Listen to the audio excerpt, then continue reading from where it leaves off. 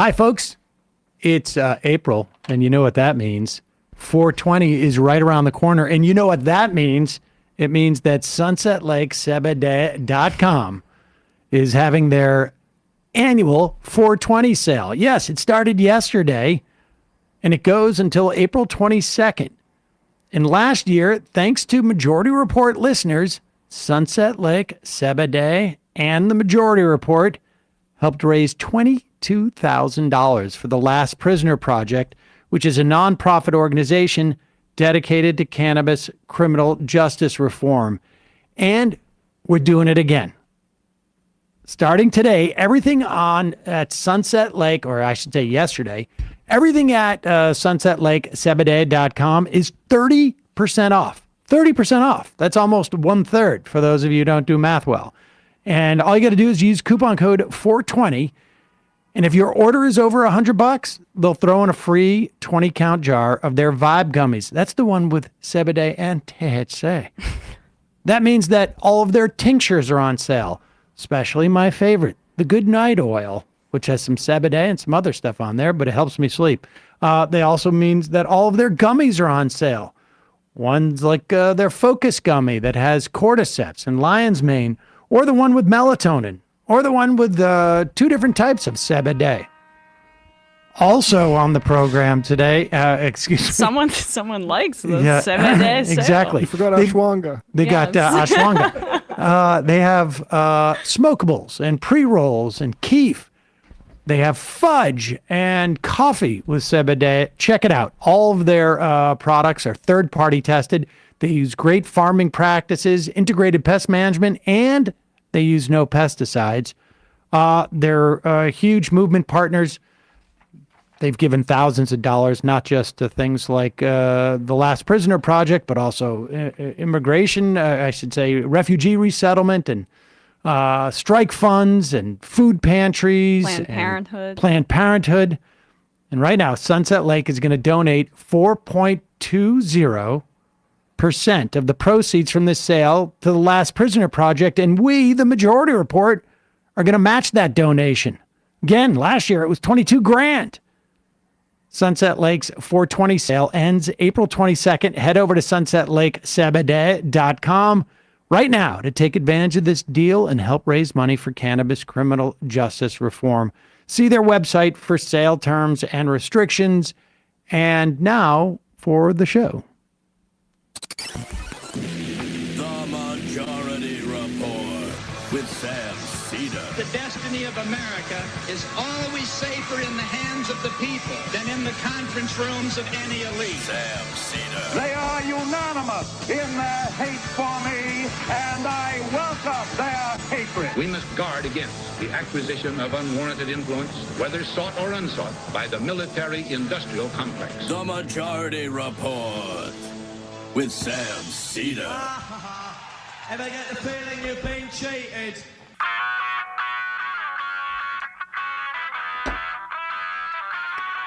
It is Tuesday, April 9th, 2024.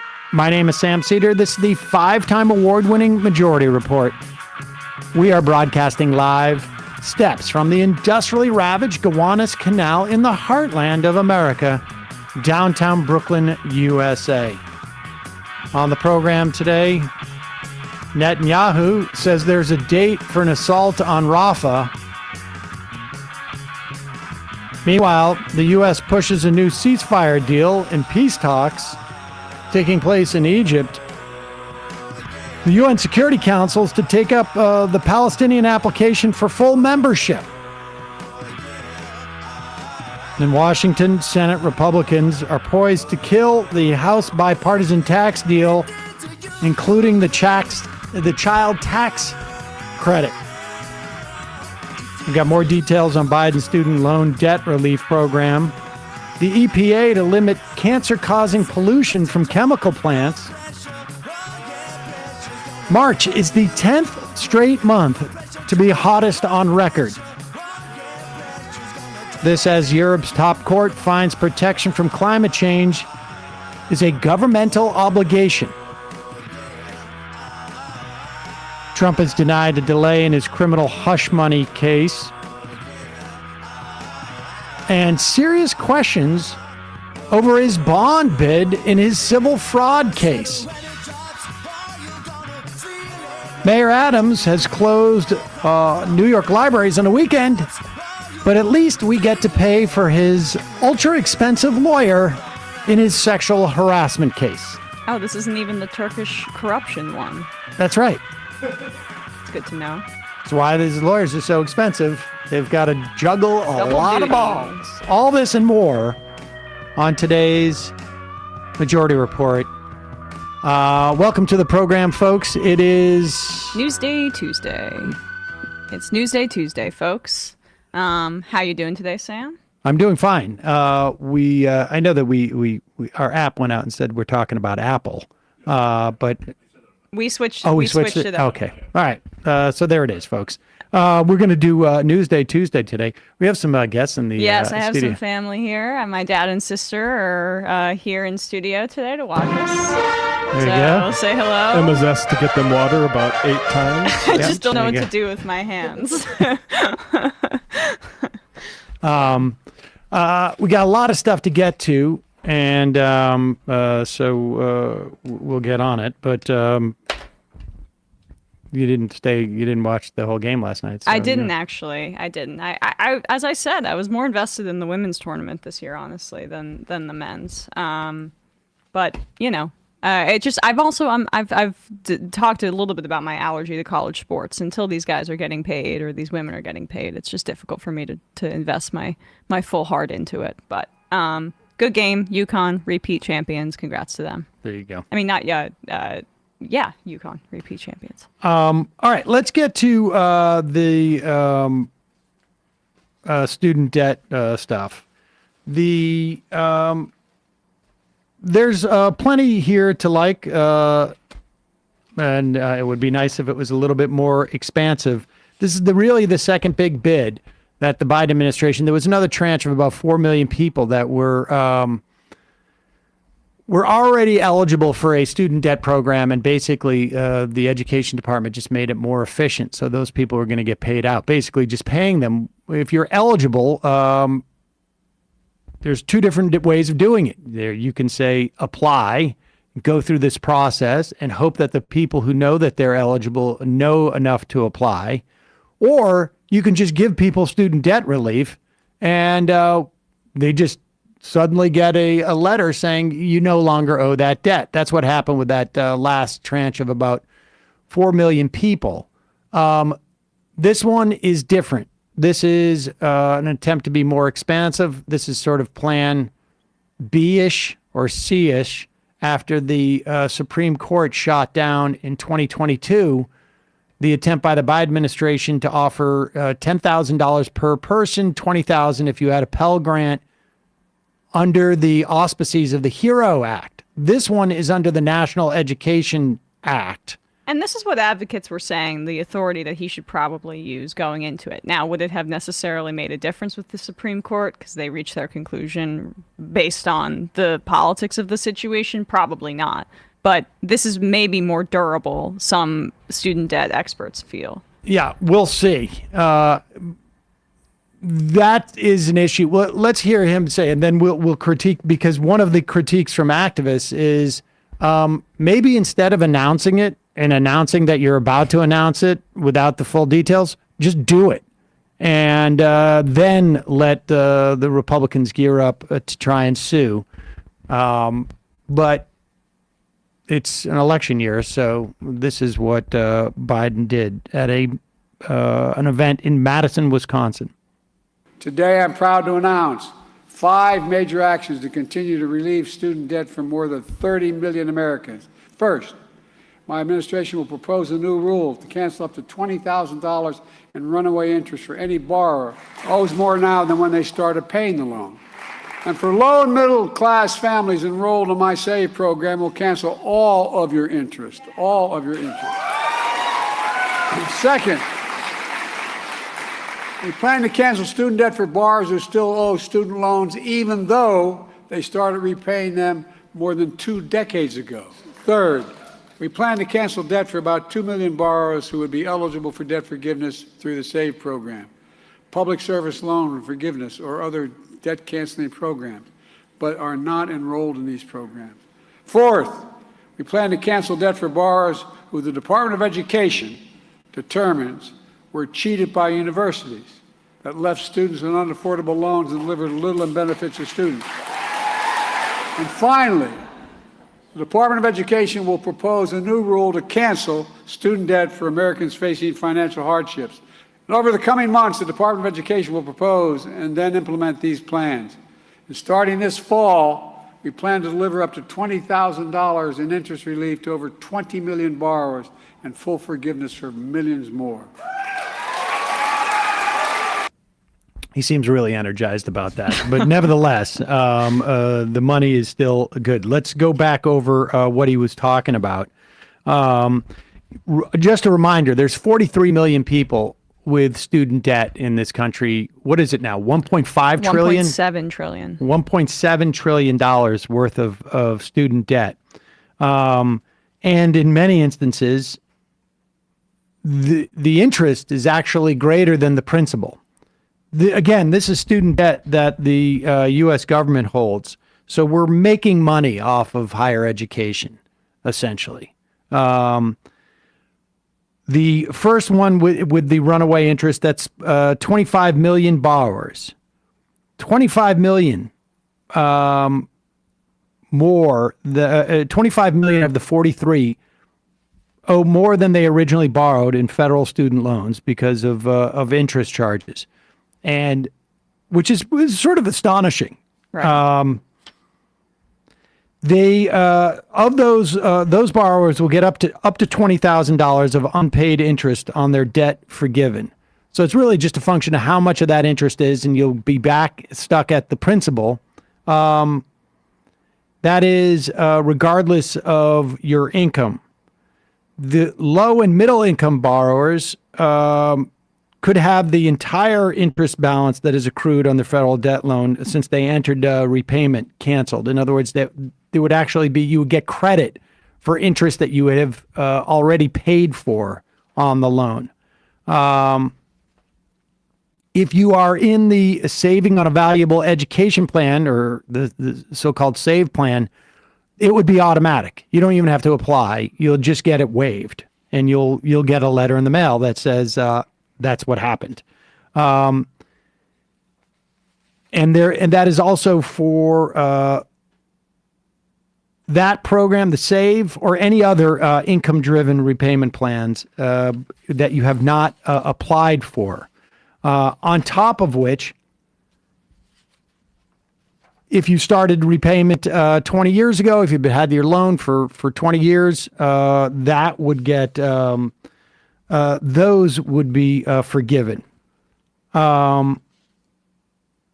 That was more in keeping with some of the other initial kind of cancellations, which were not helpful for his lower numbers with young people, because that was the original 4 million, the earlier one. By definition, if you have to have been repaying your loans for 20 years or to be eligible, then that's always going to trend to older people. Borrowers who enrolled in programs at colleges who lost federal funding because they cheated or defrauded students would have all of their debts waived, but that is an existing program. Yeah. The Department of Education has been doing that for a while now. I think it started under the Obama administration, but maybe, I don't know. I don't know how that would, maybe they're loosening the standards for what constitutes that. If you are, and the last one is, if you're having a hardship in paying back your loans, maybe because of medical or childcare costs, it's unclear like exactly what the parameters would be for that. But you're talking about 30 million borrowers who will save some amount of money. And again, we don't know the full details on this, and it's got to go, they've got to write it up and put it into the Federal Register, and then there's going to be a comment, multiple month-long comment period. And there are some activists who are basically saying, like, maybe you just do it. But this was also the problem with the initial cancellation too, right? Where he had an announcement that they were going to look into the authority for a few months, which allowed the Republicans to mount that legal challenge, which ended up being successful. People were saying, I mean, just announce it and then and do the cancellation, as opposed to giving the opportunity for, you know, some of the. Well, the problem is that there is the only thing that I'm not fully clear on in terms of this advice from activists is that it is on its face, if you do not allow for the comment period, on its face problematic, no matter what the rule is. And so, I mean, there were plenty of things I think in the Trump administration that could roll back because of it. Now, I don't know how you claw back that money, or maybe the court says, well, you've already done it and these people have relied on that. I'm not sure.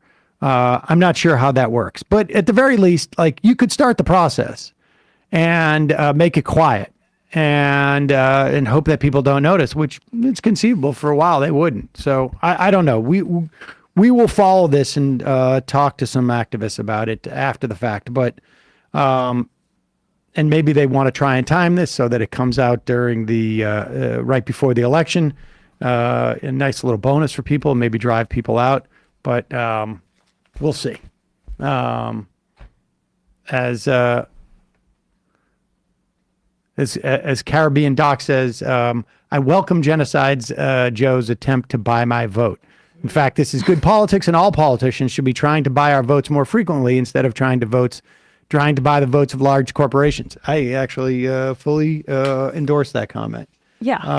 I don't like the framing of, I mean, that's what basically the Republicans are saying about student debt relief, right? Where it's that you're trying to buy people's votes, aka give them material gains so that they feel like the Democratic Party actually represents their interests, as opposed to just, you know, say a tax break for corporations. Are you trying to buy their vote? Literally, of course. Trump literally just said, yeah, those tax cuts. I got you on those again. Yeah. 2 billionaires.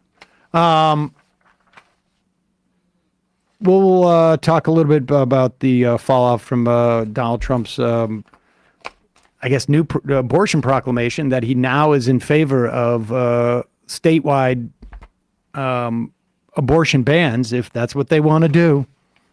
We'll talk about that in a minute. But first, a couple of words from our sponsor. Have you ever heard of data brokers? Have you? I have. All right. You know what they are? They're middlemen. They collect all of your digital, or they collect and sell all of your digital footprints that you leave online. They can stitch together detailed profiles, which include your browsing history, your online searches, and your location data.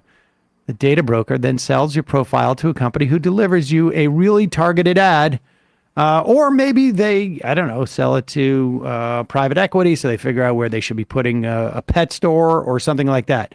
Well, you may not think it's a big deal, but you might be surprised to learn that these same data brokers are also selling your information to the Department of Homeland Security and the IRS.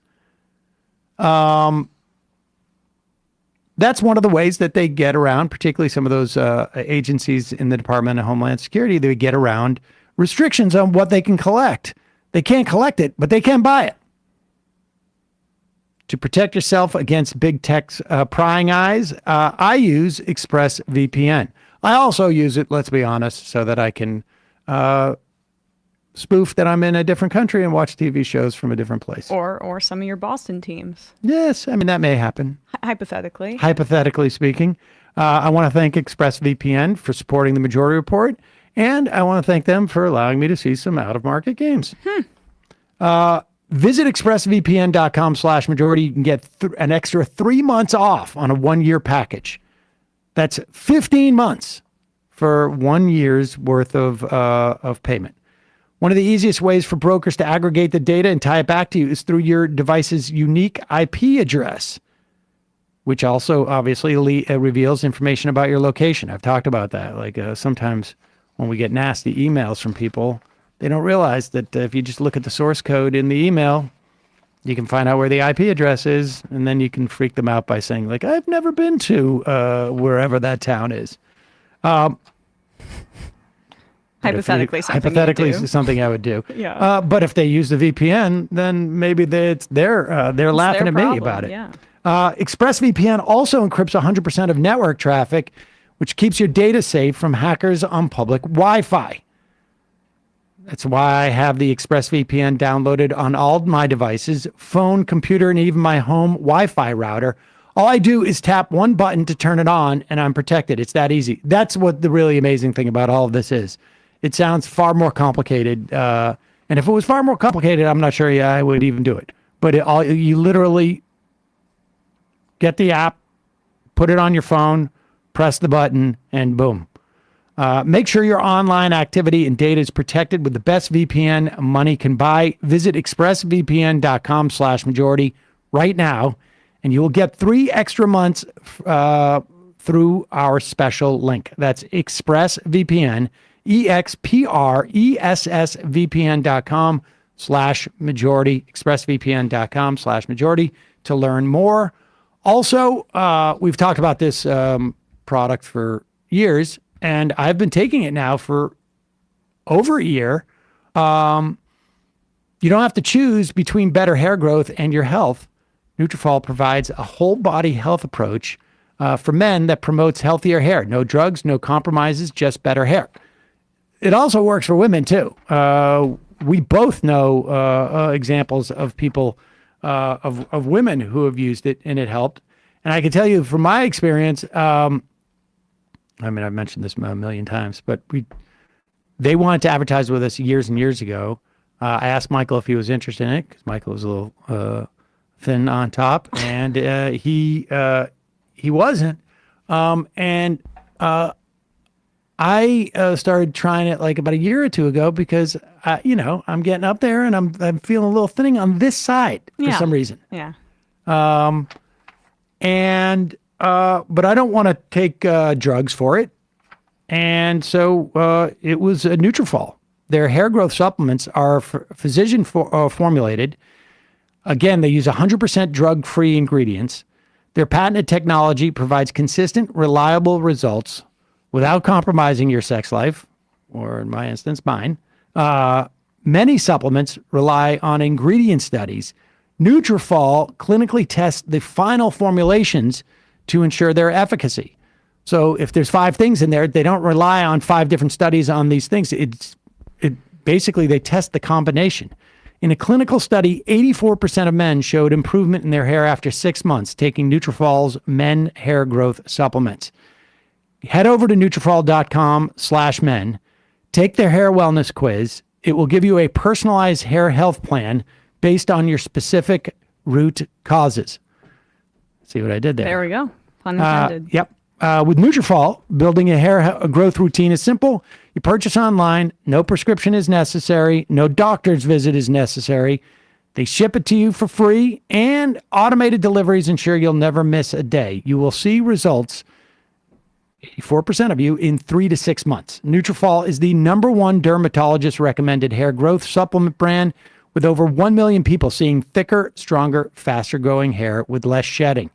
Take the first step to visibly thicker, healthier hair. For a limited time, Nutrafol offering our listeners $10 off your first month subscription and free shipping when you go to Nutrafol.com/men. Enter the promo code TMR. Find out why over 4,000 healthcare professionals recommend Nutrafol for healthier hair. Nutrafol.com/men, spelled Nutrafol.com/men. Enter the promo code TMR. That's Nutrafol.com/men, promo code TMR. We will put the links in the podcast and YouTube descriptions, as well as at majority.fm. And just a reminder, you can get the show commercial free, the free half, free of commercials, by becoming a member at jointhemajority.report.com. So Donald Trump yesterday came out with his much awaited, I guess, statement on abortion. Right. And basically, he had changed his position. What was it, like a month ago? Yeah. Do we have that clip? Play this clip. He had his, I guess Okay, this here it was, is. right. I don't know if he had announced this, but there was reporting that he had been floating a 16-week ban to work with some of the conservatives that he needs, to galvanize to win in the fall. Apparently, this heartfelt, position he had waned as soon as he found out that that trial balloon wasn't going to be good, because he is a member of the Republican Party, and the constituency that will elect you to office in the Republican Party wants to ban abortions, or at least the most active members of that constituency. Let's just go back. Let's take a walk down memory lane. Here is Laura Ingraham. This is in December of 2022, talking about the benefit of overturning Roe v. Wade. This and she's looking back on that Dobbs decision, and this is in the wake of the 22 elections, which didn't work Wasn't for a red Republicans. wave like predicted? Was not a red wave, but she is steadfast because she knows who her audience is, and here she is.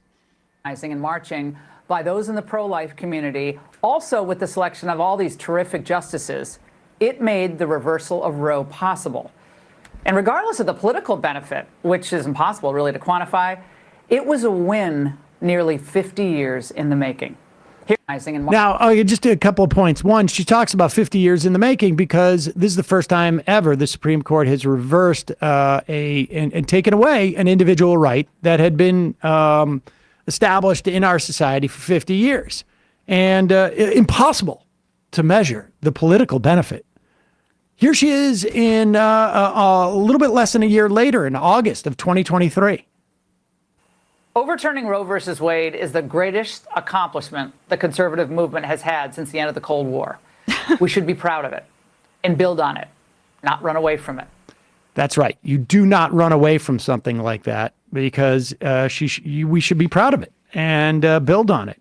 And of course, here she is yesterday attempting to assuage conservatives and Republicans over Donald Trump's less than full-throated commitment to banning abortion nationwide. He only came out for bans in states. Oh, Byron, Republicans fought for 50 years to get Roe overturned, and courtesy of Trump, they finally succeeded. But didn't he do the only thing really he could do at this point without committing political suicide and ensuring that more pro-abortion activists get nominated to the federal courts? Oh. All right. Oh, whoops. Yeah. I mean, that's basically, and Rush Limbaugh did this quite a bit when he was alive and lying. And that was basically say they are doing this just for political reasons. And you got to allow them because you know what their agenda is. And this is the first sort of like, I think, one of the most honest things she's ever said. The American public does not want abortion bans anywhere in this country. And she knows that's an untenable position. But she also knows that when Donald Trump gets into office, he will deliver on the rest of the order from the right-wing Republicans. That's what Mike Pence was so excited about, to serve under Donald Trump, right? He figured that he could be the perfect vessel to lie for the Lord, because that's what the entire effort to claw back abortion rights has centered around: lying until you have the opportunity to strike. Lying and saying that, we're gonna leave it to the states, and then Lindsey Graham, who we'll talk about in a second, within, I don't know, a few months or weeks after Dobbs, came out with his own concept of a 15, 16-week federal abortion ban. They lie to get elected, and then they act to reward the evangelical base that got them there.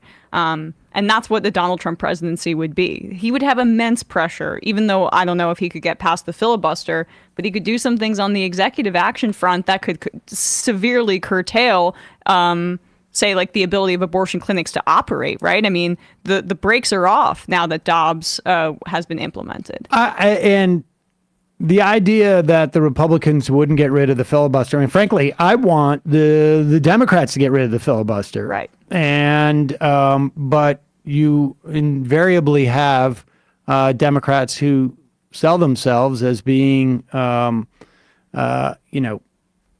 not even mavericks, like literally running against the Democratic Party, like Kristen Sinema and Joe Manchin. And we'll have new ones. Maybe it'll be Fetterman. Who knows? The next person, the next Democrat who will come out and say, well, we can't. I'm too much of an institutionalist. That does not happen in the Republican Party. And if they were to get rid of the filibuster on abortion, and then there's those narrow margins, some of those frontline Republicans in blue or purple states are going to be put in a different position than they would be politically if there were that filibuster protection for them.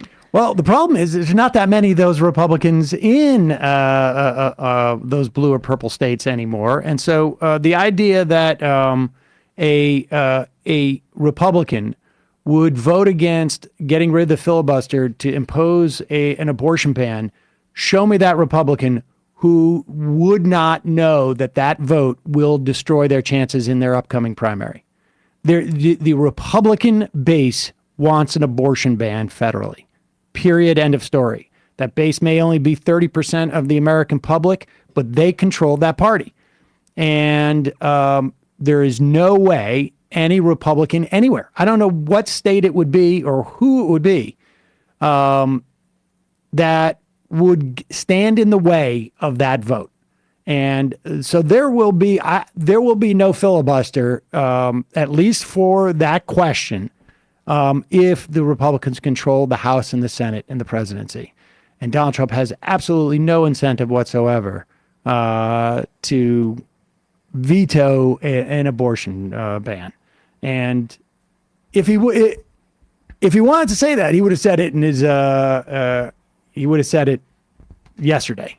It's one thing to say I prefer it to be a state's issue before you get elected. It's another to say I'm going to veto it.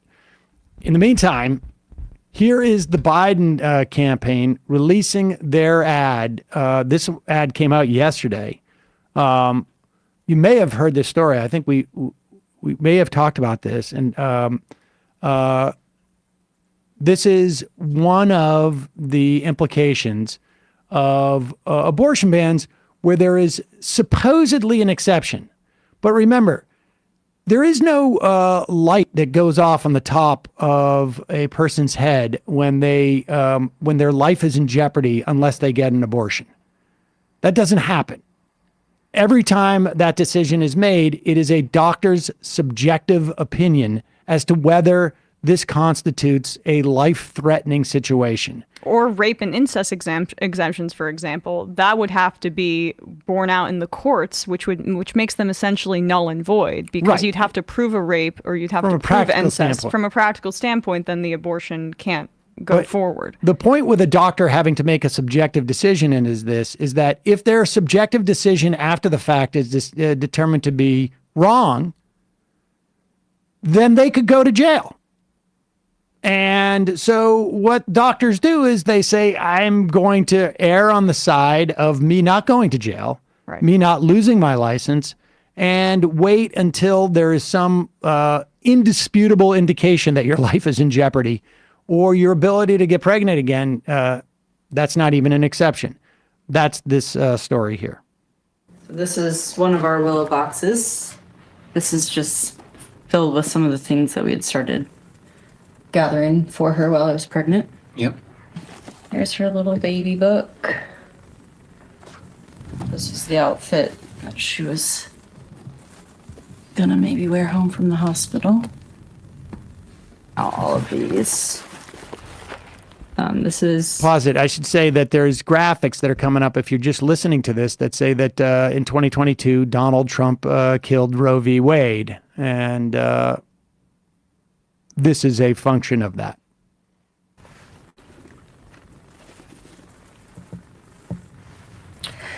The blanket that she was in. 3 days later, Amanda was in the ICU with sepsis. She almost died twice. Doctors wouldn't give her an abortion. Her little footprints. The infection caused so much damage, Amanda may never get pregnant again. It's okay. Trump did this. I'm Joe Biden. It's a This message, there you go. pretty brutal ad. It's geared towards, I guess, Republicans who would who are in favor of some form of abortion rights.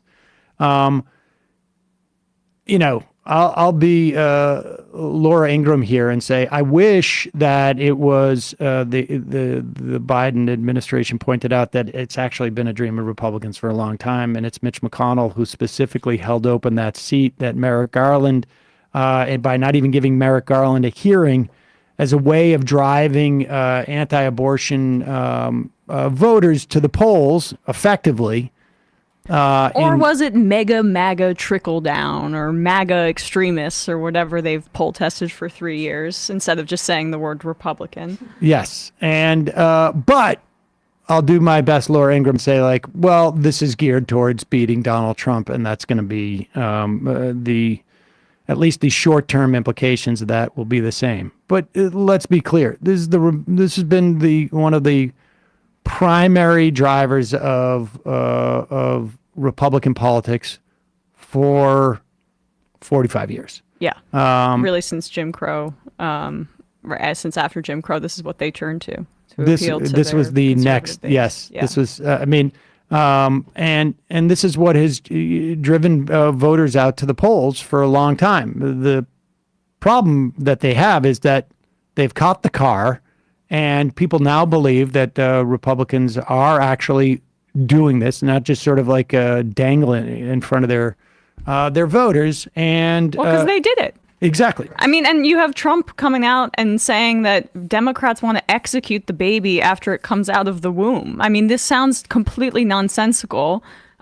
We know that the 90% of abortions are in the first trimester. Nearly 99% are performed in the first 20 weeks. The doctor's subjectivity that you speak about is necessary because that's when we're talking about that 1% there, which is life of the mother when those later term abortions happen. That's why these bans have such a chilling effect, because it literally affects women like that from their ability and people who can get pregnant. Their ability to have pregnancies in the future, and also their lives are in danger if you handcuff doctors and threaten them with losing their license or going to jail from operating in the best interest of their patient. I will cop to contemplating, executing my child, but really more closer to like when she was like in 14 or 15 years after birth. That's a really late term abortion. That was there's been times. I wish you didn't say that on the air. It's going to get clipped for future Republican ads. That, of course, is a joke. Looking into it. I mean, typical Brooklyn liberal. Yeah. Can't make jokes anymore. Nope. No, we're completely cancel culture. But aside from that, I wouldn't, when they're younger, they're much cuter. Yeah. It's much harder to do the abortion. But now, of course, no, that's not the case. And I'm just saying that one specific age, just in case she's listening. Speaking of kids and how much Republicans love kids, you'll recall that during in the passage of the American Rescue Act, there was a child tax credit which paid parents of children. I can't remember exactly when the amount started to diminish, but it was up there. You could have, I think, a combined income of $140,000 and still get $300 per child per month. And it was a payment as opposed to a, year-end tax credit to help alleviate some people in poverty. The tax credit at the end is a payment, but this was one that was actually distributed on a monthly basis, as opposed to just coming in when you file your taxes. And it was incredibly helpful to people. In fact, it pulled about 35 to 40% of children out of poverty. We just did that. We did it. And then overnight, it ran out. We as a society didn't seem to care that much about the fact that we had solved 30 to 40% of child poverty. There was every reason to believe that a couple $100 more would have gotten rid of child poverty. We had figured it out. It wasn't a mystery. And then as a society, we decided, Well, Joe Manchin in particular. Joe Manchin, but, go back and look at the news. go back and look at what, people were complaining about. Nobody was even talking about that. It apparently was just not that important of an issue for our society. You didn't, it's not Jimmy Kimmel's responsibility to be talking about that, but it also would have been like, somebody should have said something to somebody. Do these these corporate media corporations, are they staffed by people who care or actually think that maybe those people don't deserve it? I don't know that they paid that much attention. I don't know. Yeah, there was a couple of places you would see it, but in the main, I'd say they don't care or are hostile if they do. It's hard to imagine that they cared that much, or people would have been talking about it for a long time. And, when we talk about the idea of a political economy, that's what we're talking about. These are simply decisions that our society has made. It's not one person going like, I want to do this. I want to have this, a turkey sandwich today as opposed to, tuna fish. But this is the way our society makes decisions. And our society made this decision without really anybody seeming to care. The Democrats in the House have attempted to revive the child tax credit in a much less robust form. They basically tempted the Republicans with tax cuts for corporations. Yeah. That's what it took. It passed in the House. It was a $78 billion tax cut package. Approximately 36, I think about 36, 30, maybe it was 39 billion for the child tax credit, and 39 billion for corporate tax breaks. It passed in January, 357 to 70. It head to the Senate, and apparently Mike Crapo of Idaho, most who apt sits name on in Congress. Yes, sits on the Senate Finance Committee, has real issues with pulling some more children out of poverty, and he stands against it. Despite the fact that it would provide these corporate tax breaks essentially on depreciation, essentially, and on R&D and interest and investment in equipment and depreciation issues. This bill, aside from providing a bonus for these corporations, of the 9 million children now back in poverty, we had millions less when we had the child tax credit, the robust version. It would lift about 500,000 of those over the poverty line, and it would make about 3 million children less poor, living in less poverty, essentially. Ultimately, that number would go up to 5 million in full effect in 2025, and lift about 600,000 children out of poverty. Is there a sense of how they're attempting to means test it to pare it down that much? Well, it's not paring it down so much. It's an expansion, and it actually it's not an upward bound cutoff.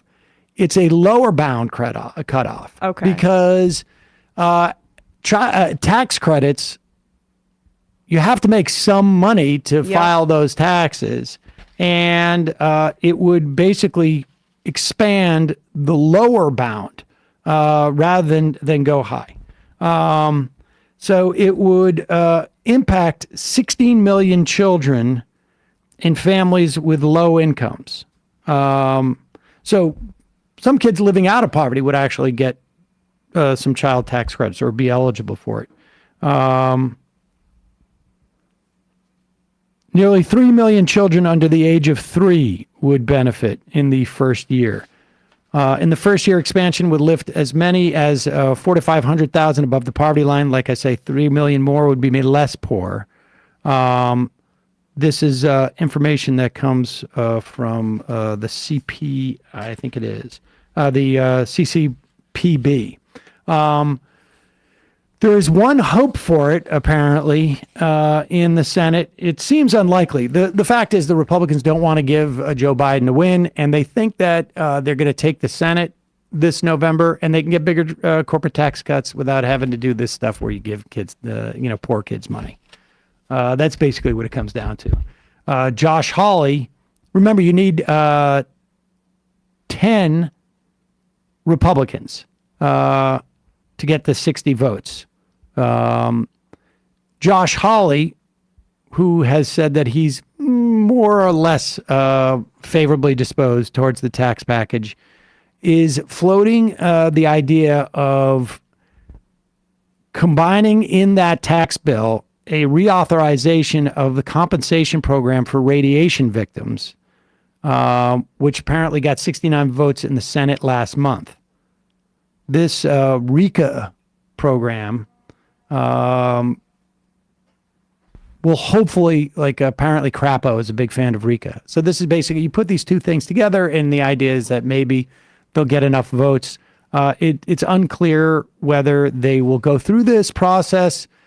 Schumer may not want to bring up the bill if he thinks it's going to fail because they want to get judges through and they don't want to waste time. We'll see. But I think it's fairly safe to assume that the Republicans are going to kill this. And Hawley wants it because of the tax cuts, or because he can basically say that he's pro-family. He's trying to do that Viktor Orban. He's indicated that he's supportive of the child tax credit provisions in this publicly. But I think right, but it's hard to trust. It's literally that kind of almost Bannonite flavor of conservatives. Basically, maybe let's incentivize these heterosexual families to have a man outside the home and the woman staying at home. That's probably his vision of it as well. Yes, and let's be clear: tax credits was an idea of Republicans. It was born. It was born, I think, maybe out of the Heritage Foundation 50 years ago, and this is this is the bare minimum. And yes, Hawley likes to pretend he's a bit of a populist, and I would also imagine that there must be some radiation victims in Kansas that is a constituency that he's trying to court. But just worth getting an update on that, being aware of there's one party that wants to alleviate child poverty somewhat. And then there's another party that absolutely does not want to alleviate child poverty. Even if they get corporate tax cuts. Yes, more leverage for capitalists. That's exactly what they try to engender. Want to just draw your attention to a legal case that took place in Europe, because I don't know. There was a time actually where if you attempted on the Supreme Court to mention Europe, Scalia would call you some type of freak, and it really just depends on what the utility is of any given ruling as to whether it provides any precedence. But March was found to be the 10th straight month to be the hottest on record. So we've broken 10 climate records in 10 months. We're 10 for 10. Yep. So that's the good news. If you if you don't really, if you want to apply a batting average metric to records all over the place. Exactly. And but the bad news is that this is going. The bad to be news, that's catastrophic. not the record you want to break. Right. If you are looking for civilization to exist. And but on that day that was announced, a ruling, and I've lost my whole piece of paper on it. There was a ruling in the European EU courts. Where did that go? Basically showing that Switzerland had not complied with its duties. Is this what you're referring to here? Yeah, it found that essentially, that there was two cases. One was dismissed on procedural grounds, and I think even the second one may have been dismissed on procedural grounds too. But the bottom line is that the court found that there is essentially a right that citizens have to not have civilization be fundamentally destroyed and altered by climate change. And people understand the concept of these rights. If a citizen of a country has a right, then the government has an obligation to do something to ensure that that right is unencumbered. And this verdict held that Switzerland essentially has violated their citizens' rights by not providing support for against climate change. This is Europe's highest human rights court, and it sided with a group of older Swiss women against their government in a landmark ruling. The Court of Human Rights rejected, like I said, 2 other similar cases on procedural grounds. The Swiss case essentially sets a legal precedent for Europe's 46 member states to essentially work to mitigate climate change. And if they don't, it's found to be a violation of their citizens' human rights. And so essentially, what we have now is a right of action by citizens to hold their government to account. And this is a big deal. You see this in our country. If there is an environmental statute, if there's a sense that the EPA is not following the statutory privileges, responsibilities, or the statutory, in making a rule or in enforcing a rule, there's a right of action by citizens or that can argue that they have been directly impacted by it. The idea that in Europe, you have a right, whether there is a statute or not, passed by a European country saying that you have a right to be protected from climate change. The fact that this is just an inalienable right, according to this human rights court, means that we're going to start seeing all sorts of actions by Europeans against their government for not doing X, Y, or Z. That X can be reasonably dropping, raising cafe standards or deploying, electric charging stations, a whole host of things. We really don't have a sense of how a big a deal this is going to end up being in practice.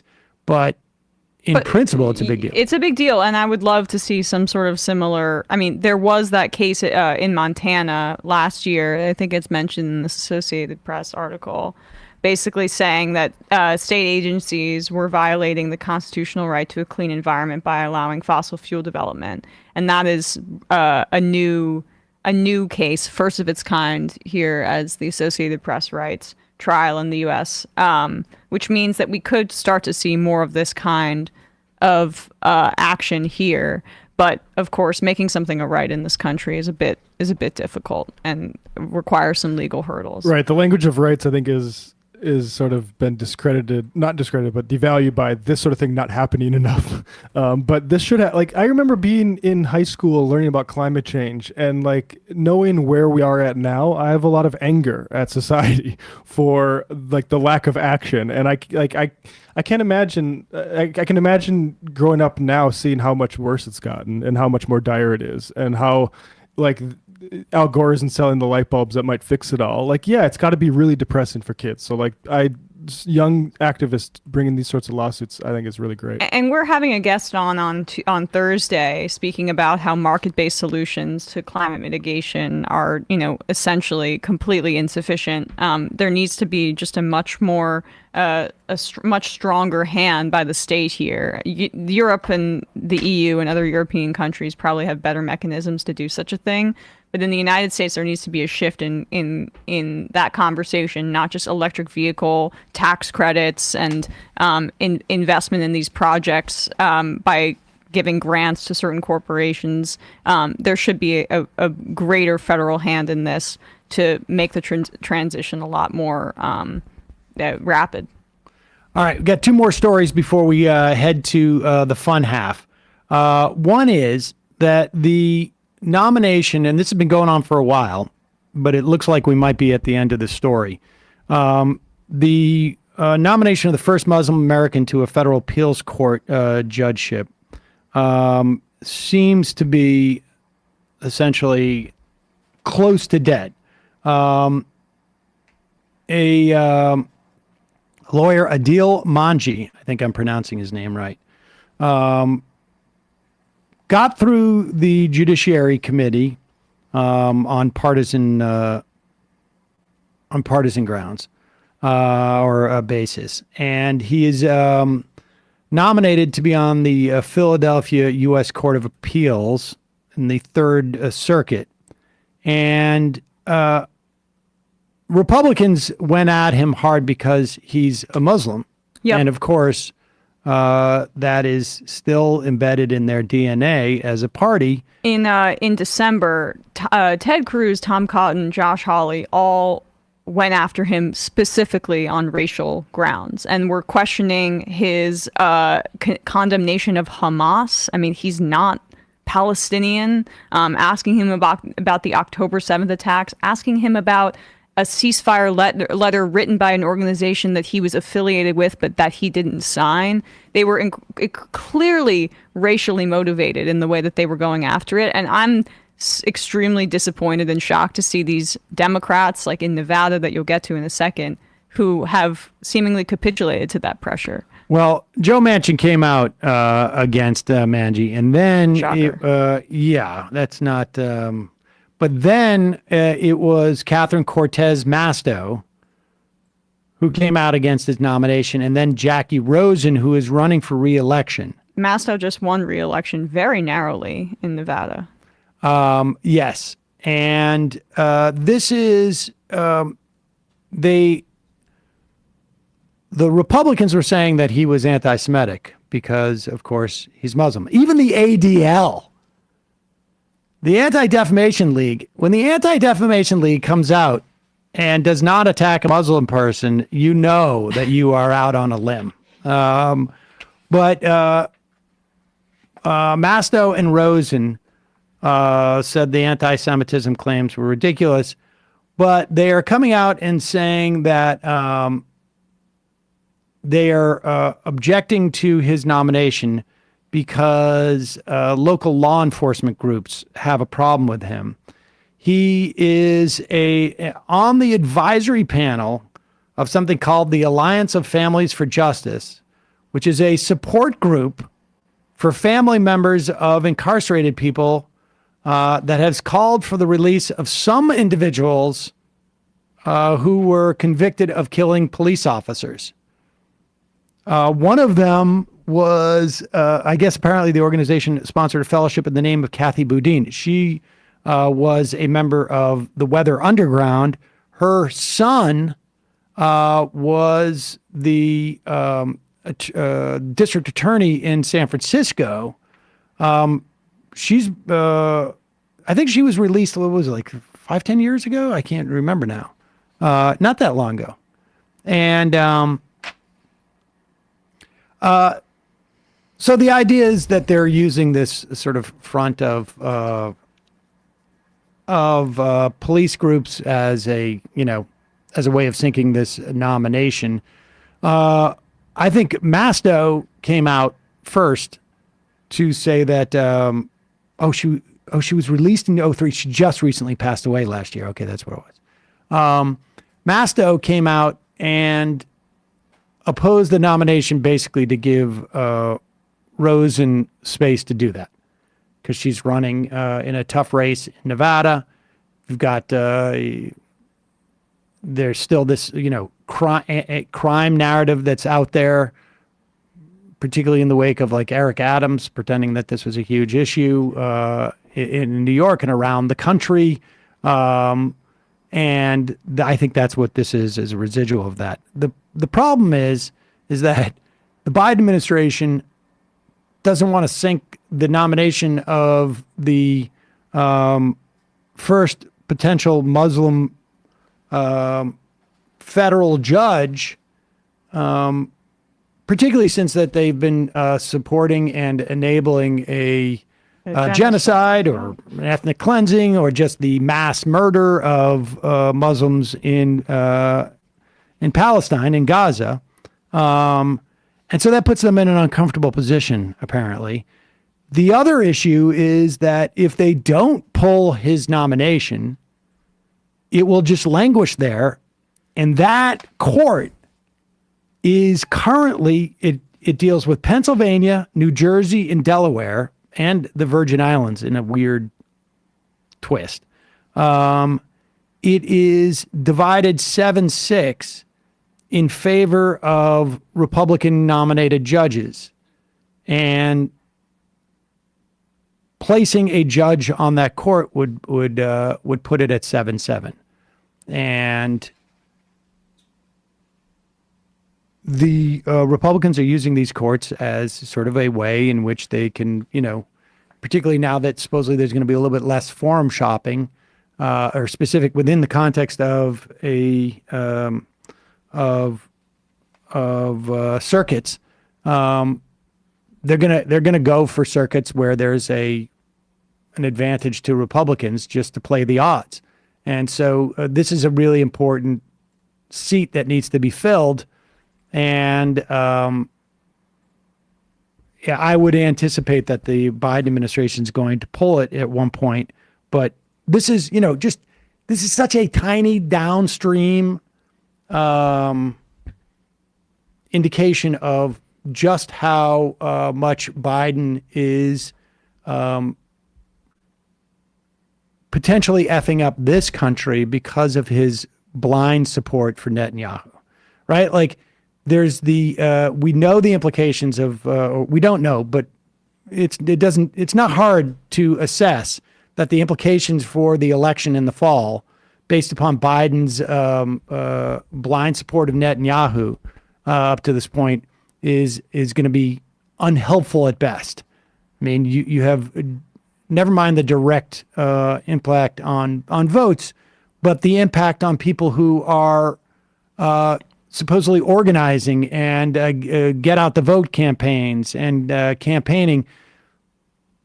I'm sure you've had conversations. I've certainly had conversations with people I wouldn't necessarily expect, who are like, it's horrible. It's horrible for us. And then just, this is, I don't know how many other instances are, but the fact is that, like, this guy is being shot down. The administration could just hold his nomination there, but it's not going to pass through in the Senate. And they would otherwise pull this nomination and put somebody else up there so that they could get nominated and sit on this court by the fall. But Biden's in a quandary because of his policy for the past 6 months of embracing this far-right genocidal regime. I mean, he made some sort of calculation, and plus it's clearly ideological for him. He's openly a Zionist and has been one of the most pro-Israel Democrats his entire career.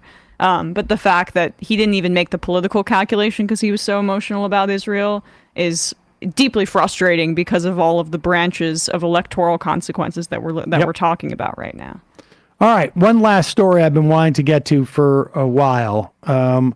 What you never hear about anymore is critical race theory. And that's pretty amazing because we were able as a country to get rid of it in about 6 months. Well, we replaced it with DEI. In every single classroom, elementary school that critical race theories was being taught in, we were able to get rid of it in 6 months. Nobody ever talks about it anymore. You know where it is? It's living right now with the caravan that was going to come take away your weekend homes up in Minnesota. And the wokeness, right? We don't even hear that much about wokeness anymore. Wokeness is gone, but DEI is still here, and that's the richest version of this exact same sort of anti-black or whatever hysteria. DEI is the investor version. CRT is the bureaucratic version. Woke is the sort of popular version. We got to go through all of those things, I guess. But it always goes to the top because that's where the money comes from. Yep.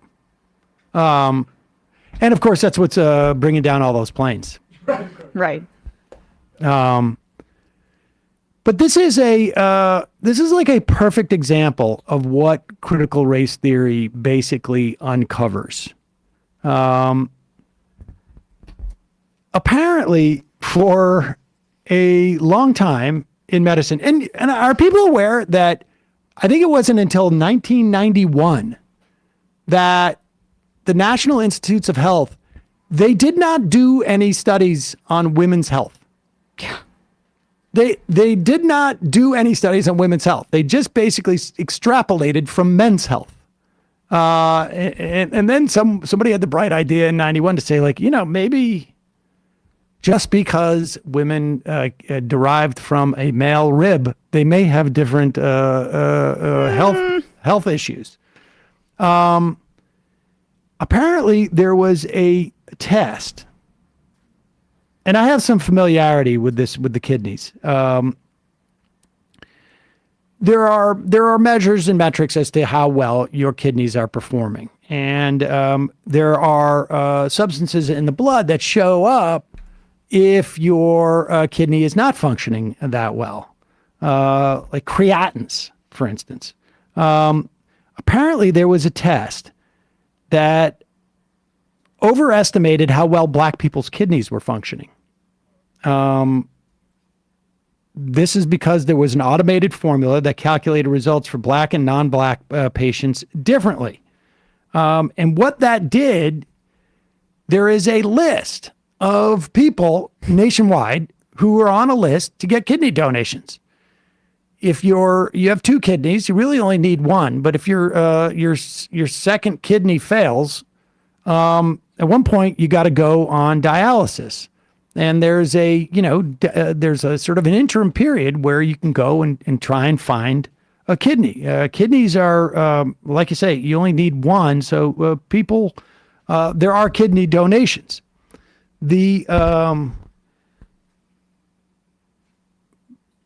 There was an awareness, I guess, that this test sort of gave more health points to black people. And they had just a different formula. And it's unclear to me from what I've read here as to why this was the case. But it was more than likely just sort of like, racist assumptions that exist. I mean, we know from studies that black people, particularly black women, when their doctors will underprescribe painkillers to black women because they just assume that black women are they're being hysterical about the amount of pain they're in or something. Well, I remember, we had Dr. Uche Blackstock on at the start of Black History Month to talk about this very topic, and she cited this study that sticks out to me all the time, which was one in the proceedings of the National Academies of Science, where they found that 40% of first and second year medical students believe black people's skin is thicker than white people's. So, these kinds of assumptions go very, very deep, and doctors are not priests. The medical community is not exempt from having racist assumptions. Are priests not racist? Well, I forgot to tell you that I'm a devout Christian. A few years ago, the National Kidney Foundation, the American Society of Nephrology, convinced laboratories to switch to race-free equations in calculating kidney function. And then the U.S. Organ Transplant Network ordered hospitals to use only race-neutral test results in adding new patients to their kidney waiting list. And so basically it changed the order in which people were in there. But they were like, well, what about people who are already on the list, who are way down on the list because this formula essentially says that they don't need a kidney as much as these other white people who need a kidney more. And so the Transplant Network gave hospitals a year to uncover which black kidney candidates could have qualified for a new kidney sooner. And this time last year, more than about 14, the story is just coming out, 14,000 black kidney transplant candidates had their waiting times modified by an average of 2 years.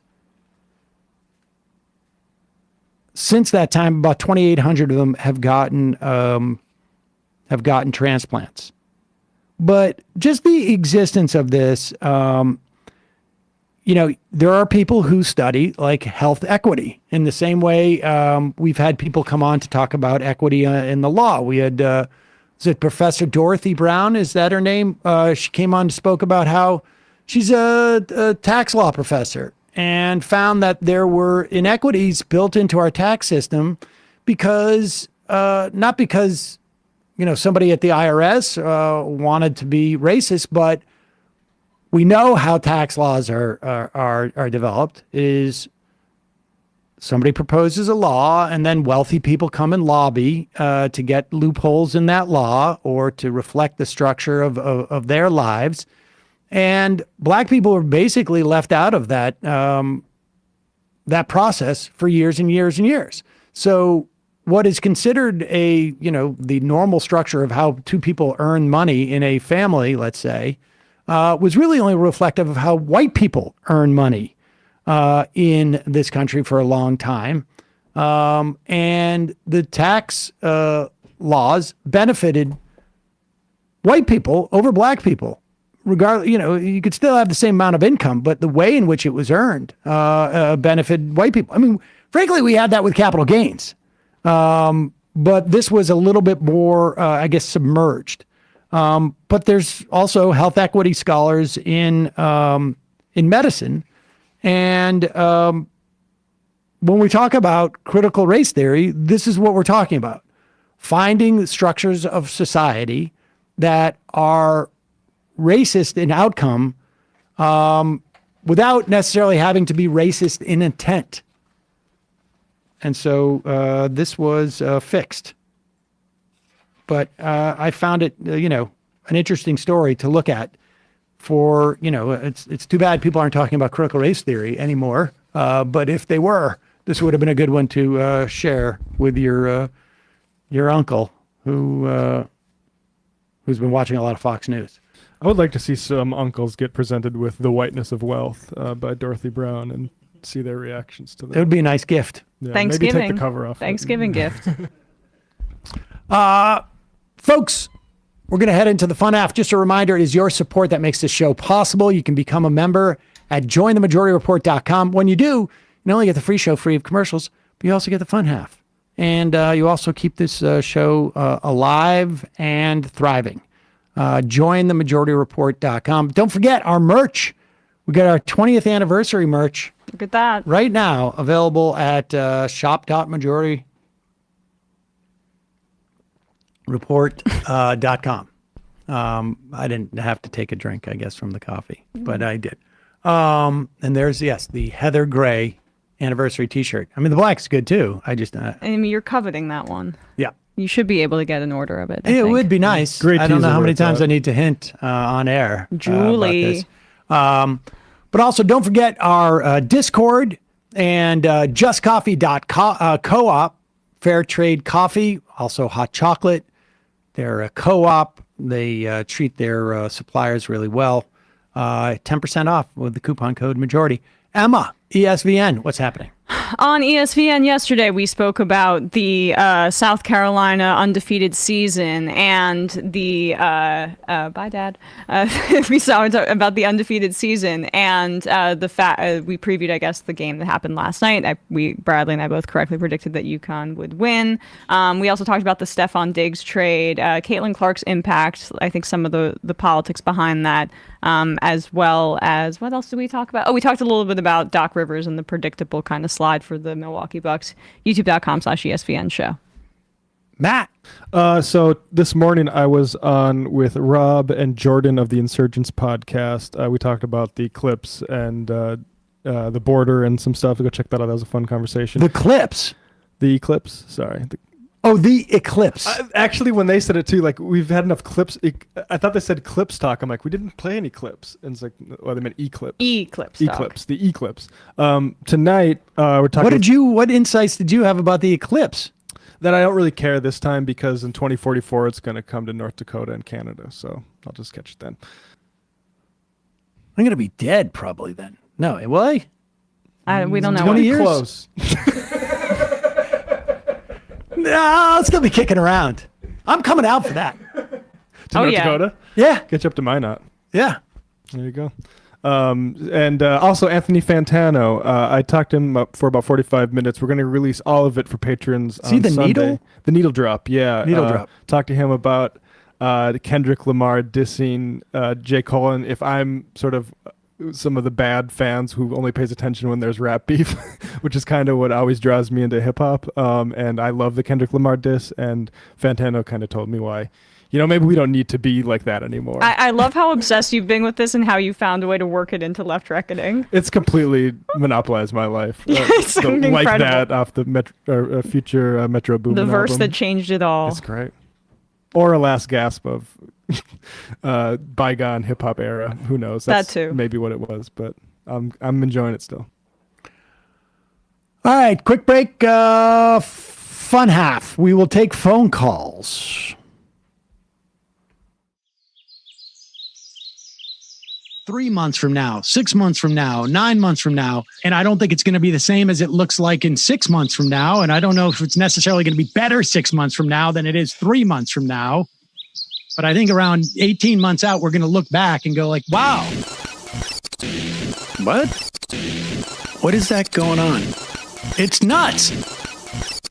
Wait a second. Hold on for a second. The Majority Report.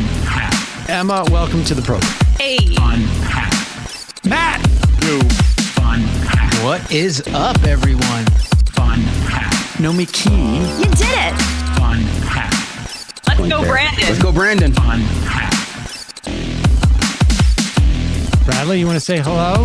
Sorry to disappoint everyone. I'm just a random guy. It's all the boys today. Fundamentally false. No, I'm sorry. Women's. Stop talking for a second and let me finish. Where is this coming from, dude? But dude, you want to smoke this 7A? Yes. Hi, me? This me? Yes. Is this me? Is it me? It is you. Is this me? Hello, is this me? I think it is you. Who is you? No sound. Every single freaking day. What's on your mind? Sports. We can discuss free markets and we can discuss capitalism. I'm gonna go throw up. Libertarians. They're so stupid though. Common sense says, of course. Gobbledygook. We fucking nailed him! So what's 79 plus 21? Challenge Matt. I'm positively quivering. I believe 96, I want to say. 857-210-35 501 1 half 3 8s 9/11, for instance. $3,400, $1,900. 6 5 4 $3 trillion sold. It's a zero-sum game. Actually, you're making me think less of it. But let me say this. Poop. You can call it satire. Sam goes, it's satire. On top of it all, Yeah. my favorite part about you is just like every day, all day, like Yeah. everything you do. Without a doubt. Hey, buddy, we see you. All right, folks. It's just the weak being weeded out, obviously. Yeah, sun's out, guns out. I don't know. But you should know. People just don't like to entertain ideas anymore. I have a question. Who cares? Our chat is enabled, folks. I love it. I do love that. Look, gotta jump. Gotta be quick. I gotta jump. I'm losing it, bro. 2 o'clock. We're already late, and the guy's being a dick. So screw him. Sent to a gulag? Outrageous. Like, what is wrong with you? Love you, bye. Love you. Bye-bye.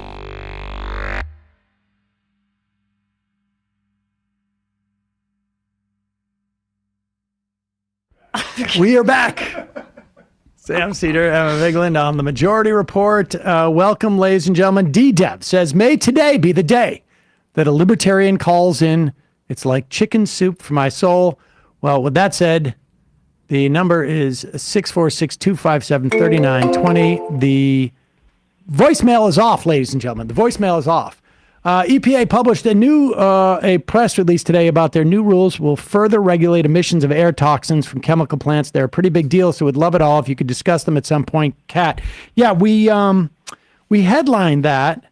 The new rule, it will impact more than 200 chemical plants across the country.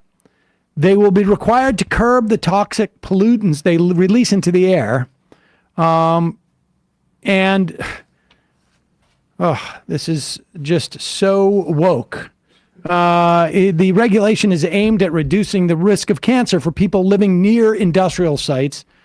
This is the first time in 2 decades that the government has tightened limits on pollution from chemical plants. 2 decades worth of new pollutants that people could burn and put into the air because it saves them money.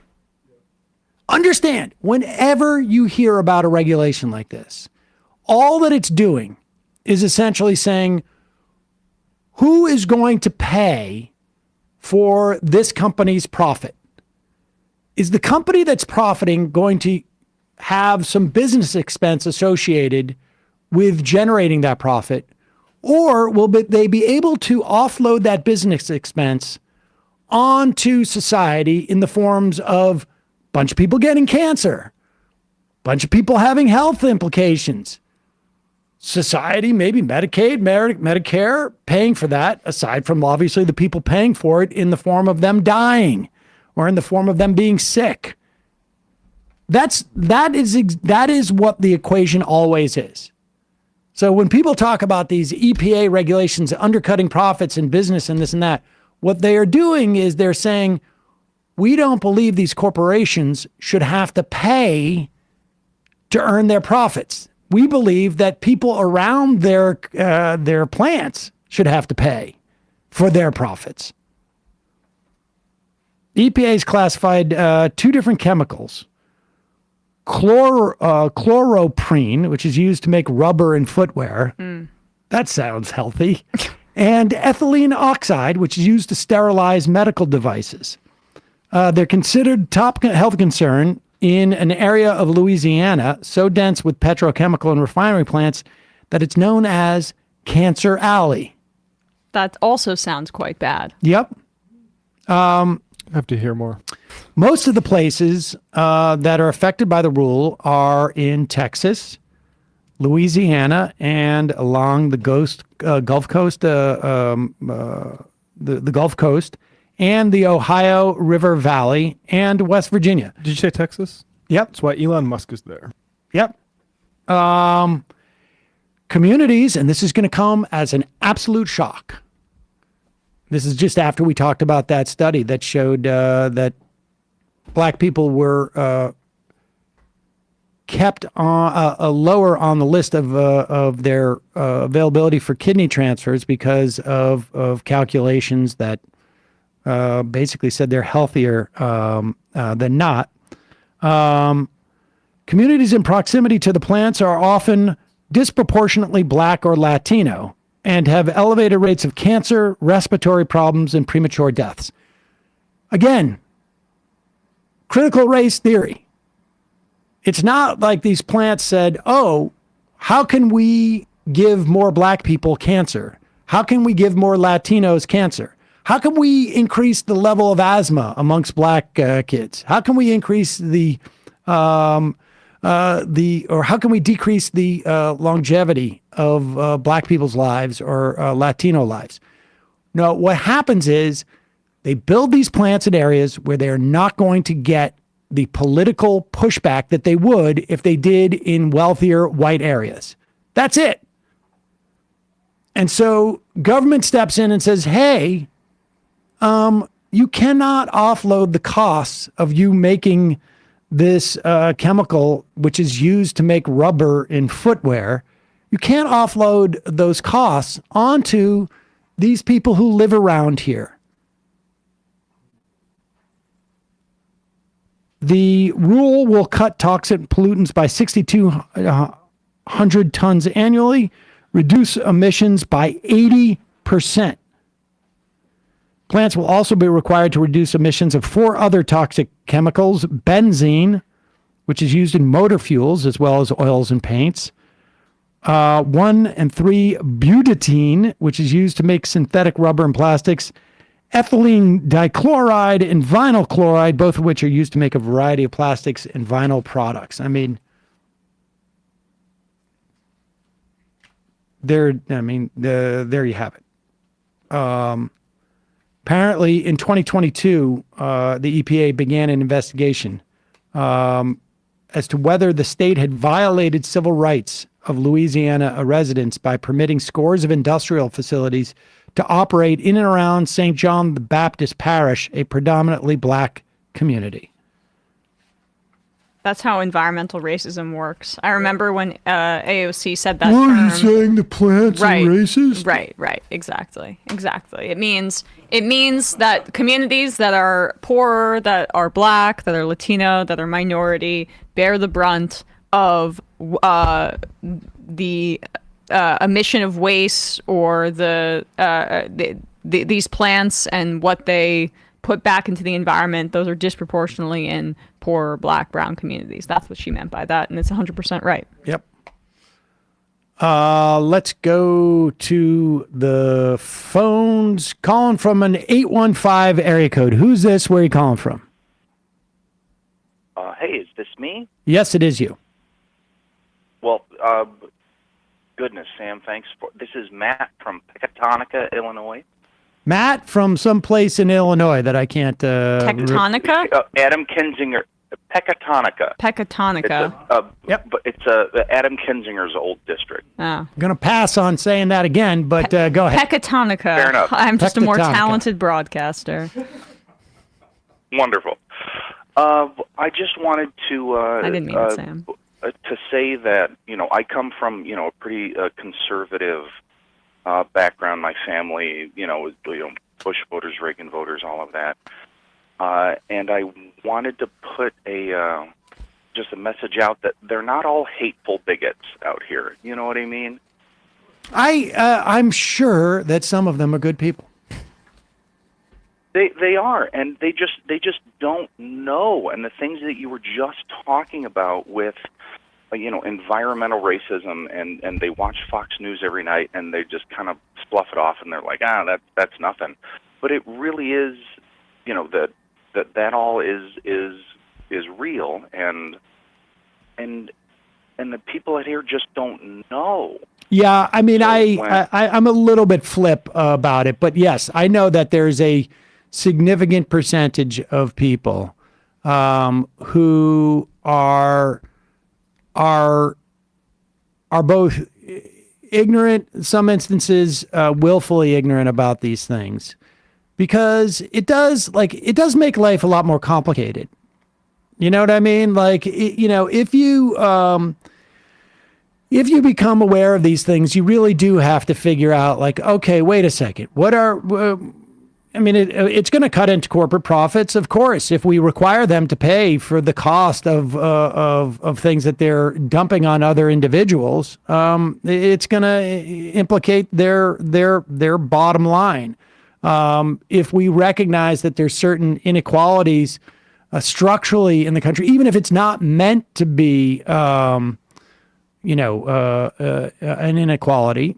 Often, it was at one point, and often it is. But even if it isn't, it makes people question their reality. So I can appreciate that. But I mean, if they were listening to the show now, then they would know better and have an opportunity to sort of shift their perspective. My sense is they're not listening to the show, in which case I can make fun of them. Well, I'm going to make them listen because I'm on it right now. So I'll, Beautiful. How big is your town? I'll push 2 or 3 viewers towards you. But then the other part of it is, so then there's the lie that they've been sold that, corporate profits are what's driving America, and that we need this, the Reagan era, tax cuts for the rich kind of a thing. Right. But then the other part of it. Well, you know what? In that situation, you can send them like I don't know. There's probably a Wikipedia entry on this. Arthur Laffer was the guy who gave Ronald Reagan that whole idea that tax cuts are going to actually create more tax revenue, and that wealthy people won't continue to work if they get taxed too much on the high end, right? There's two things you can show them. One, you can find a chart online of the historical top marginal tax rate in the United States, and they will see that in the 50s and 60s, in the good old days, your top marginal tax rate was 90 cents on every dollar. A. And B, the other thing you can send them is, what happened in Kansas when Arthur Laffer had his opportunity to really fully his laboratory, and he got what he wanted and destroyed Kansas's education system, and all the Republicans voted to return it. But there's another thing too that I don't have this with me, but I just saw a poll that showed that Republicans are less likely to understand marginal tax rates than Democrats, which is, of course, not what we're led to believe about the savvy of Republicans when it comes to money. But they don't seem to... Yeah, they're always the one that's supposed to be the big economic party, right? Exactly. And this would be an interesting thing to test on some of your friends. I think the question was phrased like, if you make... 400,000, whatever, you can, I don't know what the number was. Call it $200,000 or call it 400,000 just for the sake of argument. If you make $400,000, the top marginal tax rate is, and I'm making this up just for the sake of your thing, the top marginal tax rate is 30%. But if you make above $400,000, the top marginal tax rate is 75%. If you were to make $410,000 one year, would your taxes go up significantly or just incidentally? And apparently, Republicans will say significantly because they don't realize that the only one that is subject to that 75% tax rate, this is all fictional, is that last $10,000. Yep. Not the $400,000. The $400,000 is still subject to the 35% tax rate or a 30% tax rate, whatever I made up there. And but they've been told that that's what they're coming for. You exactly. know what I mean? Like that's. Yep. Oh, well, drives me crazy. Appreciate the call. Well, I'm glad to have taken up some of your time. Thanks. Thank you. Should we do the Comer stuff? Sure. This is pretty funny. Hey, I know we've been talking about stuff that has completely disappeared, like critical race theory and the caravan, wokeness. How about all like the Muslim jihad that was infecting the center of the country? I remember that from the Obama days. You don't even remember Sharia law. Oh, right. That's what I meant. Yes, it was Sharia law. Sharia law was going to take over with the caravan, no-go zones. Hobbit homes. All the stuff that was happening with Dr. Seuss. 15-minute city. I mean, Obama phones. Yeah. All right, we're a little bit far away from. One more we're going to be doing is, of course, the impeachment of Joe Biden. This is the earlier one, right? This is Comer. Yeah, let's do. Yeah, this is Comer. What was the date of this Comer appearance? Well, just play that first part then, Bradley, because I don't want to spoil the rest of the clip. The Rupar account spliced together these two to contrast it. But this was May of last year. This is what Comer had to say about their star witness, Alexander Smirnov, who, spoiler alert, has been revealed to be a Russian asset and is now going to jail. He's going to jail, but to be fair, he's doing it because he blatantly lied to FBI agents. And but here's Comer, just a year ago, less than a year ago, when he was talking about how this is going to blow the lid off of everything. This is a very crucial piece of our investigation. And the reason that I think it's very credible is this claim was made years before anyone knew about these different shell companies and knew exactly what the Biden family did in countries like Romania and China to get money. Pause it. That's all. I don't know if you can see it. I want you to keep it up there because I want to show what's on the screen. It says this is the one FBI tipped off about Biden bribery. So in 2020, this guy, Alexander Smirnov, there was a big election in 2020, incidentally. And he filed I think it was Form 1023, they call it, which is essentially the equivalent of a tip line. Yeah. And he filed this, tip saying that he spoke to somebody who told him that Joe Biden got $5 million. Both the Bidens, all the Bidens got $5 million each for Burisma or something like that. $5 million? $5 million. $5 million. $5 million. Exactly. $5 million is not Well, enough to you know bribe a why? president. You know why they use that figure? It's because it was a part of a separate corruption investigation within Ukraine. A $5 million bribe was alleged, but had nothing to do, which was being looked into by Ukrainian authorities. It had nothing to do with the Bidens. They just copy and pasted that allegation into their corruption investigation into Plus, Joe Biden. Matt, if you knew anything about investing, you could take that $5 million, put it in an index fund, and because of the magic of compound, what is it? Interest. Within like 50 years, you'd have hundreds of millions of dollars. Yeah, well, the Boston Celtics have reportedly paid NBA champion Kevin Garnett $5 million annually since he retired. So what are they bribing him for? But the point being is that Comer heard about this 1023 form and said, you've got to release it. The FBI is sitting on information that is, and the FBI is going, dude, it's a form, but it's not valid. Trust us. And he's like, I will not trust you. You're sitting on this information. The 1023. The 1023. This is the whole key to the whole thing. Here it is. And sadly, now here we are in April of 2024. And this is Comer's take on the whole Smirnov, his key witness. Responding to AOC talking about it. Oh, we don't have sound. This Fox News player is a pain in the butt. Comer, take quote unquote evidence and account from someone who was working with the Russian intelligence and tried to impeach and remove the president of the United States over it. This is serious. How did they not know that, or did they know that this was connected to the Russians? Or did they not figure that out because they hadn't translated from the Cyrillic? That, I think, is a very excellent question for Chairman Comer. And House Oversight Committee Chairman James Comer is here to respond to that. Congressman, your colleague and Stephen Colbert clearly have some questions for you regarding the impeachment inquiry. So what is your reaction to that moment from late night with Stephen Colbert last night?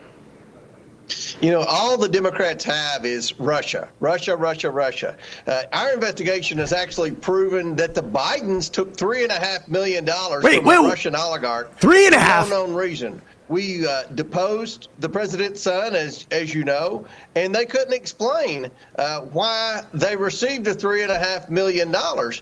We believe the money was received because the Russian oligarch couldn't get an American bank to take her as a client. All the people that the Bidens were influence peddling with were bad people from bad countries around the world.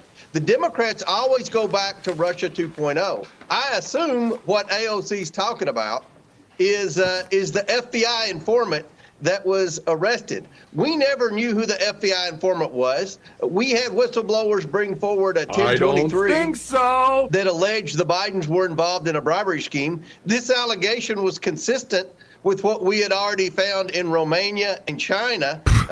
We knew the Bidens were up to no good in Ukraine, so we investigated this. We asked Christopher Wray who the FBI informant was, and Christopher Wray himself told us the FBI informant was one of the Bureau's most trusted and highest paid informants. In fact, he had been with the Bureau for over 10 years. Can we pause it? So we can see this graph? I mean, all right. Okay, we can't pause it then. Maybe we can get a screenshot of it and we can put it up later because I want to look at this flow chart to see if we can dissect this a little. This is Glenn Beck, yes. Rockefeller Center grade flow chart. Or it's the Charlie from It's Always Sunny meme. The whole ordeal there with the FBI informant wasn't relevant to the investigation. It was one part that we investigated, but the Democrats and the intelligence community are colluding with the media to try to say that was a key part of the investigation, and therefore the investigation needs to end. The bottom line is this: the Bidens took nearly $30 million from our enemies around the world. They can't say what they did to receive the money. We believe Joe Biden's compromised because of the money he's taken, and we know Joe Biden's been dishonest with the American people. Okay, Now, that appearance by James Comer was at 5 a.m. on Fox and Friends first. He couldn't even get on the Fox and Friends. Like, he has been... Oh, they're embarrassed by We this. are watching, baseball season has just started, and it is like a guy starts the season in Boston. Then he goes, he's not doing so well, so they send him down to Worcester. And then he's not doing so good. And by the end of it, he's like in a small town in Bangor, like outside of Bangor, Maine. Right. That's basically it. Comer is now like... He's now... Like, in 6 weeks, he's going to be doing like he's in the public XFL. access. He's in the XFL. Yeah, batting eighth for the Bowie Bay Sox. Right. He's playing hockey in Germany or something like that. The whole key to this is clearly you throw out different numbers.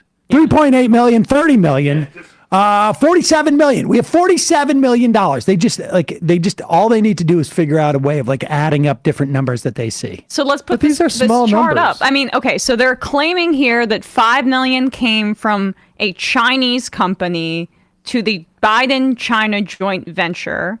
That $5 million figure, though, came from, and it was that September 2020 arrest of 3 Burisma executives, because apparently they offered $5 million in bribes to Ukrainian anti-corruption officials to get them to not investigate. But this is this claim from 2017, $5 million from a Chinese company. I still haven't even found what the basis of that allegation is. Okay. Hold on. This is what's amazing about this. It starts $5 million from the Chinese company. Right. Then it goes to the Biden-China joint venture. Somebody takes 4.6 million of that and puts it in their pocket at this joint venture. Right. And then Hunter sends 400,000 to his entity. Minimum level NBA contract. So in other words, somebody else somebody besides Hunter, there's 2 pictures. A guy presumably who's Chinese, maybe, I don't know if this could be just a random guy to represent joint venture. Stock photo of a Chinese But man. somebody gets 4.6 million there, but all Hunter gets is 400,000. He sends it to his entity, and then his entity sends $150,000 to James and Sarah's Biden's entity. So his uncle. Yeah, his uncle. And then the uncle takes $50,000 out and gives it to himself. And then he sends, oh God, this is really damning, a check for 10,000. What? 40,000. 40,000. But remember to that Joe Biden. That was an increment. Better declare that, buddy. For Joe Biden. Incidentally, Joe Biden's not in office at that time. He's 1 year out of office, and nobody thinks he's ever going to doing run all his anything. crimes. And he's like, here is your $40,000 for completely usurping the American foreign policy. Good job, Joe. And incidentally, to be fair, that was probably $30,000 in just interest payments on the 40 and the 30. I wanted to correct myself. The one that came in 3 payments was the car repayment from Hunter to his dad. That $40,000. I mean, that could have been that CCP money. But the way that the flow chart completely obscures that they started with millions and now they're in the $40,000 figure. How do you dilute it that much? The reason why they put that flow chart out is they hope that Joe Biden sees it and he goes, "Hey man, what the F? I thought, what the hell? I know. $5 million payout and all I get is 40 grand? Like I'm the mover years here. later? Are you kidding me?" Pay me like it, yeah. And I like the assumption that this is all the same money, as if it's like labeled China corruption money, right? Yeah. Money's fungible. I mean, yeah. But the best part is that, like, it really, the Bidens only get, like, even Hunter only gets $400,000 that then sort of like goes into his entity. Jared Kushner got from the Crown Prince of Billions! Saudi Arabia $2 billion injected into his equity fund. Like, as soon as Trump left office, after they delivered significant wins for Saudi Arabia, and they were working on the Abraham Accords, the Saudi normalization deal, that, by the way, has led to this Middle East chaos in part that we're seeing right now. Potted Plant finally became a member after listening since I was a sophomore in high school 12 years ago. Wow. Really love the great interviews and insights and consistent left of the left analysis. That makes my day. Sophomore in high school. Nice. Gotta talk more about Thanos and cartoons Exactly. like Tim Pool does. Pair of socks. You guys going to cover the video of RFK Jr. ballot access consultant in New York? Should we do that? Have you seen this video? No. I missed the RFK stuff. I mean, I'm not sure if this is even, if she's even accurate. I mean, are there that many states where it's not winner take all in terms of the electoral votes? It's basically Nebraska and Maine. Exactly. Nebraska and Maine, and that's not even proportion. Well, Maine does have one that is proportion, right? Or no, it's per congressional district. This is what's so strange about this. RFK is not necessarily getting the best of people. Let's play this clip. I couldn't quite follow this because my understanding is in Nebraska, Trump is really leaning heavily, and is really leaning heavily on. I'm not sure who it is in Nebraska. But the Omaha has one electoral vote or something around there, and there's a concern that Biden could actually pick up an electoral vote in Nebraska, which otherwise would not be. But that's because it's a specific geographic location. I think the same with Maine. I don't think there is a proportionate. Maybe Maine has proportionate electoral votes, but this is RFK Jr. Okay, so using the congressional district method, these states allocate 2 electoral votes to the state popular vote winner and then 1 electoral vote to the popular vote winner in each congressional district. So none of it is proportional. Some of it is like divided up by region or location. And so this is apparently, I'm not sure when this video is from. It says April 5th. So it's right here. This is what's so bizarre about this. Listen to this. I mean, it's not terribly surprising that people working for Kennedy's campaign come from the right. I think he may draw definitely votes from Democrats, but it's not surprising to me that people working for him come from the right, because they either are attracted to the fact that, a lot of them, saw him on right-wing media when he launched his campaign in the Democratic primary. Again, not the best and brightest in terms of campaign managers. Or he's attracting people who, have some interesting ideas about health practices and have a lot of money, like his vice president. But listen to this woman. She is the Kennedy This is the RFK Jr.'s New York director of like a campaign. So there's no Biden voters in the House, right? No. Okay, good. Things, I guess, will change over time because you do have to only pick one candidate at the end of the day. But the Kennedy voter and the Trump voter, the enemy, our mutual enemy is Biden. Since Biden is counting on us with Bobby in the mix, my thought is for the Republicans. See, Bobby right now, he's pulling from both sides. Right now, he's actually pulling a little bit more from Biden, which explains why the DNC is kind of ganging up on him. They have a special committee to go after independent candidates. All right, pause it for 1 second. Pause it. I want to read this because I don't even think this is true, but it's fascinating. Election 2024. How do we benefit from RFK Jr. on the ballot? Best strategic opportunity to block Biden. Trump can't win New York. New York has not elected a Republican president in 40 years. New York is assumed Democrat. Yeah. Biden counts the 28 electoral votes in his favor automatically. 270 wins the presidency. That is, so far, all is true. If other blue states followed our example, Biden cannot win. It's not clear what the example is. New York can send a message of independence. Dems comprise just under half of New York voters. Republicans are 22%, and no affiliation are 23%. Bobby is a landing pad for disillusioned Democrats. So I think the idea is that they think they can get all Republicans to vote for RFK and then maybe some Democrats and win the state. Is that what the theory is? Let's that doesn't Send a sound like that. message. It's about as I well guess. as thought out as this stuff usually is. Independent candidates, like non-affiliated candidates, they really mean Bobby, because Bobby's the only third party that anybody's taking seriously.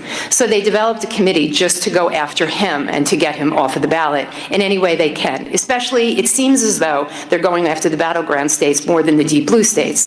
Bobby's moving the blues on his own.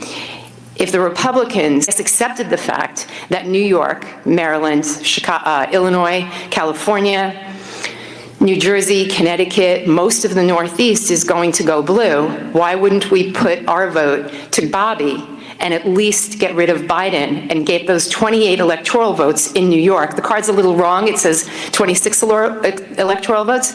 Give those 28 electoral votes to Bobby rather than to Biden, thereby reducing Biden's 270. And we all know how that works, right? 270 wins the election. If you don't get to 270, if nobody gets to 270, then Congress picks the president. So who are they going to pick? Who are they going to pick if it's a Republican Congress? They'll pick Trump. So we're rid of Biden either way. Does everybody follow that? Okay. So I guess she is Kennedy's director. It sounds like she is at a New York director. She is in front of a Republican audience. Yeah. The cross sort of gives it away a little bit. Yeah, it was a group in the Hudson Valley, but there wasn't a lot of information on who exactly she was speaking to. And she was just hired as Bobby's state director in New York about 3 weeks ago. Okay. Yeah. Do we have background on who she is? From preliminary reports, she apparently did support Trump in either 2016 or 2020. Okay, so and the Kennedy campaign is now trying to distance themselves a little bit from how fervent the remarks the were. Trump and RFK apparently share this big donor, this guy Tim Mellon, right?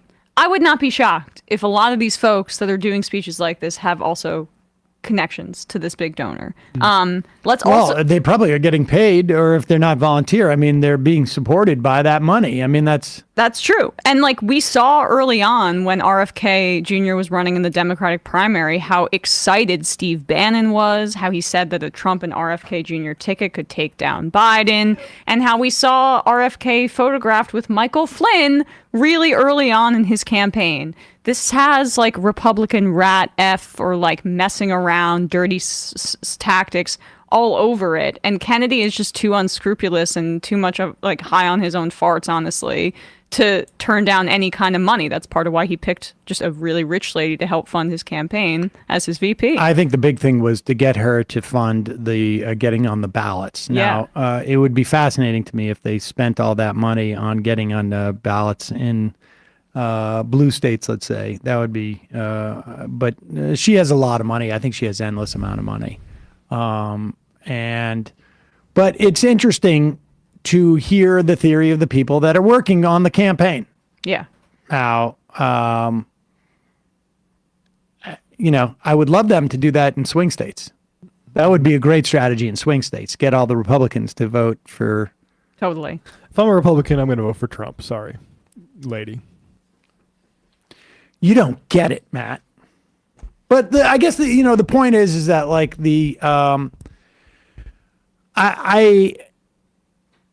I think if I'm Bobby Kennedy, I would imagine there's a better opportunity for me to get stuff from Trump than there is from Biden at this point. I mean, certainly people remember like early days of the Trump administration before even the administration started, when he was still meeting people at Trump Tower. Bobby went there, I guess, to pitch stuff about vaccine, maybe. So, but that's a video they're going to wish didn't get out.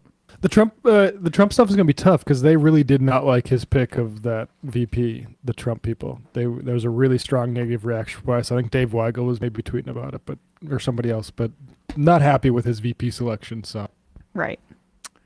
Calling from an 818 area code. I don't know how many phone calls we're going to get to today. We'll do our best. Who's this? Where are you calling from? Hi, is this me? Yes, it is you. Hi, I'm calling in from Los Angeles in Southern California. It's beautiful and sunny. What's your name? Sunny. My name is Doug. Doug from California. What's on your mind? Well, I've been listening to the Majority Report for a while, and I've always admired how, as I don't know how it is recognized legally, like the leader of Majority Report, or like you have maybe not, something aligned to like a Democratic office.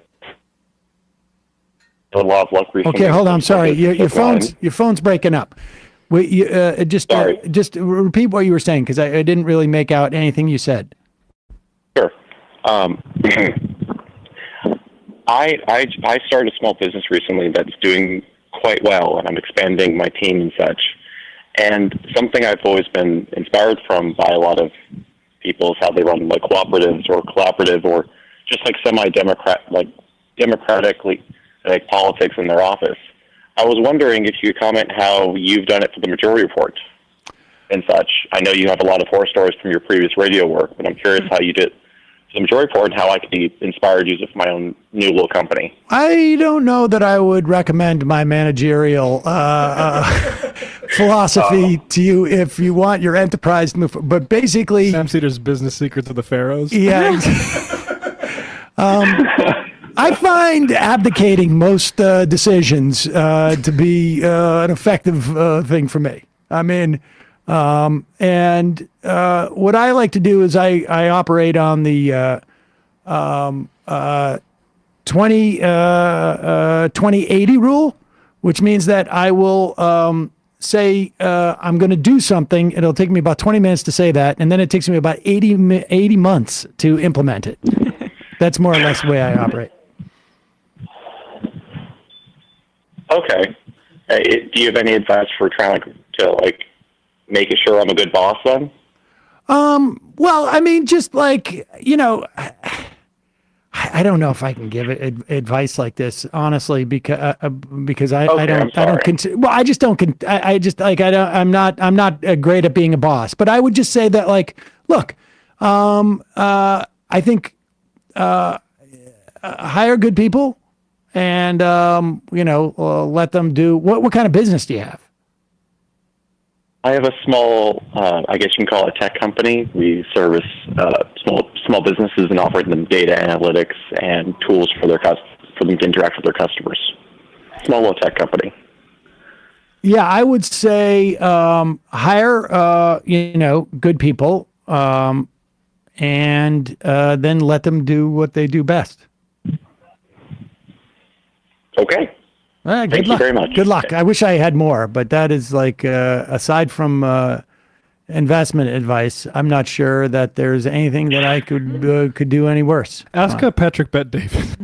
No, actually don't. I'm just exactly.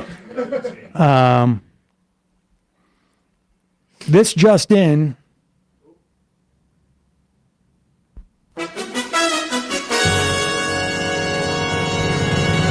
the Arizona Supreme Court has allowed a near total abortion ban from the year 1864 to go into effect, only permitting care to save the life of the mother. We know how that goes, of course.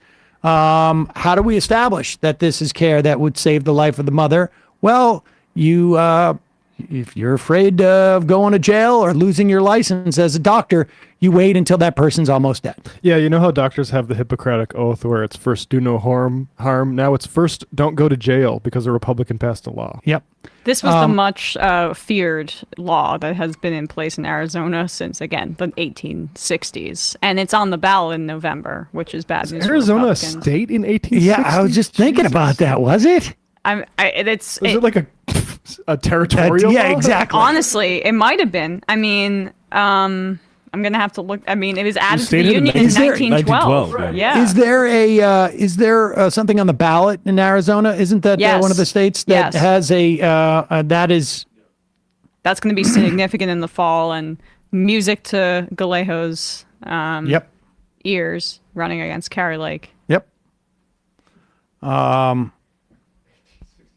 It's unbelievable. That is amazing. Let's play this clip of Jacob. Is it Frey or Fry? Fry. He is the mayor of Minneapolis, and I don't know if he meant to say this or if he didn't really understand what the point of a minimum wage is. I think he had it slip out, right? I mean, I think that this is a bit of a kind of thing where this is supposed to go unsaid. But if you look, I guess I'm not familiar, obviously, with the Minneapolis City Council here, but I saw people point out that this council member, Vita, she, gets excited, but then watch her expressions, I guess, on the left are pretty animated. Vita sucks. She's somebody who co-signs a lot of what Fry does, but the rest of the council, there's a majority of the council that voted for the Uber thing, and yeah, Fry is a neoliberal plant, and now we're seeing the face that faces sort of finance people and funders and the rich, and yes, present this stuff to the public, and it doesn't go well. That's what it is. I'm looking at the wrong sheet. This isn't number 13. Here it is. Sorry. Okay. Yeah, and just just to catch people up on what's going on in Minneapolis, there was a minimum wage ordinance passed for Uber and Lyft, and I don't know if there's any other rideshare stuff out there. And the last I heard, Uber and Lyft were threatening to leave, and the drivers there were like, okay, we're going to build our own app, which so far so good as far as I'm concerned. I mean, there's been attempts to do that, I know, in New York, and I think there was one that was around for a while, but Uber and Lyft have a lot more money for marketing. But if you're the only game in town, that's going to help you quite a bit. So, this is a positive, it seems to me. But here's Jacob Fry, who is very worried about this minimum wage thing. We also need to consider the precedent that's being set here, which should not go overlooked entirely. And I'll just ask the rhetorical question of, are we now planning on setting a minimum wage for every industry that comes forward? Are we setting a new wage with expenses for all tech workers, for workers in the fast food industry, et cetera? We have to be looking at the consequences. I added that applause. We got to go back because I think there's a lot of people I can see that woman on the end there. She's just like, what did he just say? Yeah, so watch that woman on the left side of your screen because, one of the points of having a minimum wage is to raise wages for everybody. Yep. And I don't think he seems to pick it up. And again, I mean, we could go through this. I could say this till I'm blue in the face. If we were to have maintained the relationship between the minimum wage and productivity from 25 years ago, when the last time the minimum wage was raised, was it 25 years ago or is it even longer at this point? Federal minimum wage. The minimum wage would be closer to like $25 to $30 an hour. And in fact, that statistic is old. It may even be higher now. If we just maintain the minimum wage relative to inflation, it would be closer to like 20 years. Yeah.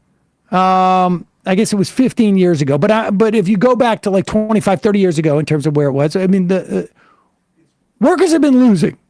And these specific workers, rideshare workers, the sort of raise brought them up, and they never say the actual rate that they're paying, but brought them up to minimum wage, calculated based on not only the time where they have riders in the car, but when they're waiting for a car, waiting for a rider to activate them. And I'm sorry, if you want your Uber drivers to be paid less than your fast food workers, we should all be paid more. But I'm like, who wants that? Like that's the stake. That's what he won't say when he says like they arrived at a rate that's unworkable for Uber and Lyft. It's like, well, that's because Uber and Lyft are crushing their drivers. Well, he accidentally gives away the game and basically admits that concedes the point that they're workers, as opposed to just people doing this on the side for a little extra cash. And I should say, look, I put that applause in. It's deathly silent as he's saying this. Yeah. It's really awkward. And he almost seems to realize that it's awkward.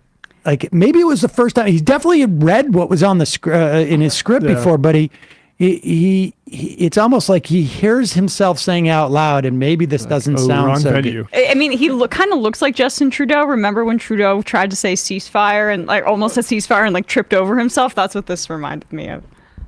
We also need to consider the precedent that's being set here, which should not go overlooked entirely. And I'll just ask the rhetorical question of, are we now planning on setting a minimum wage for every industry that comes forward?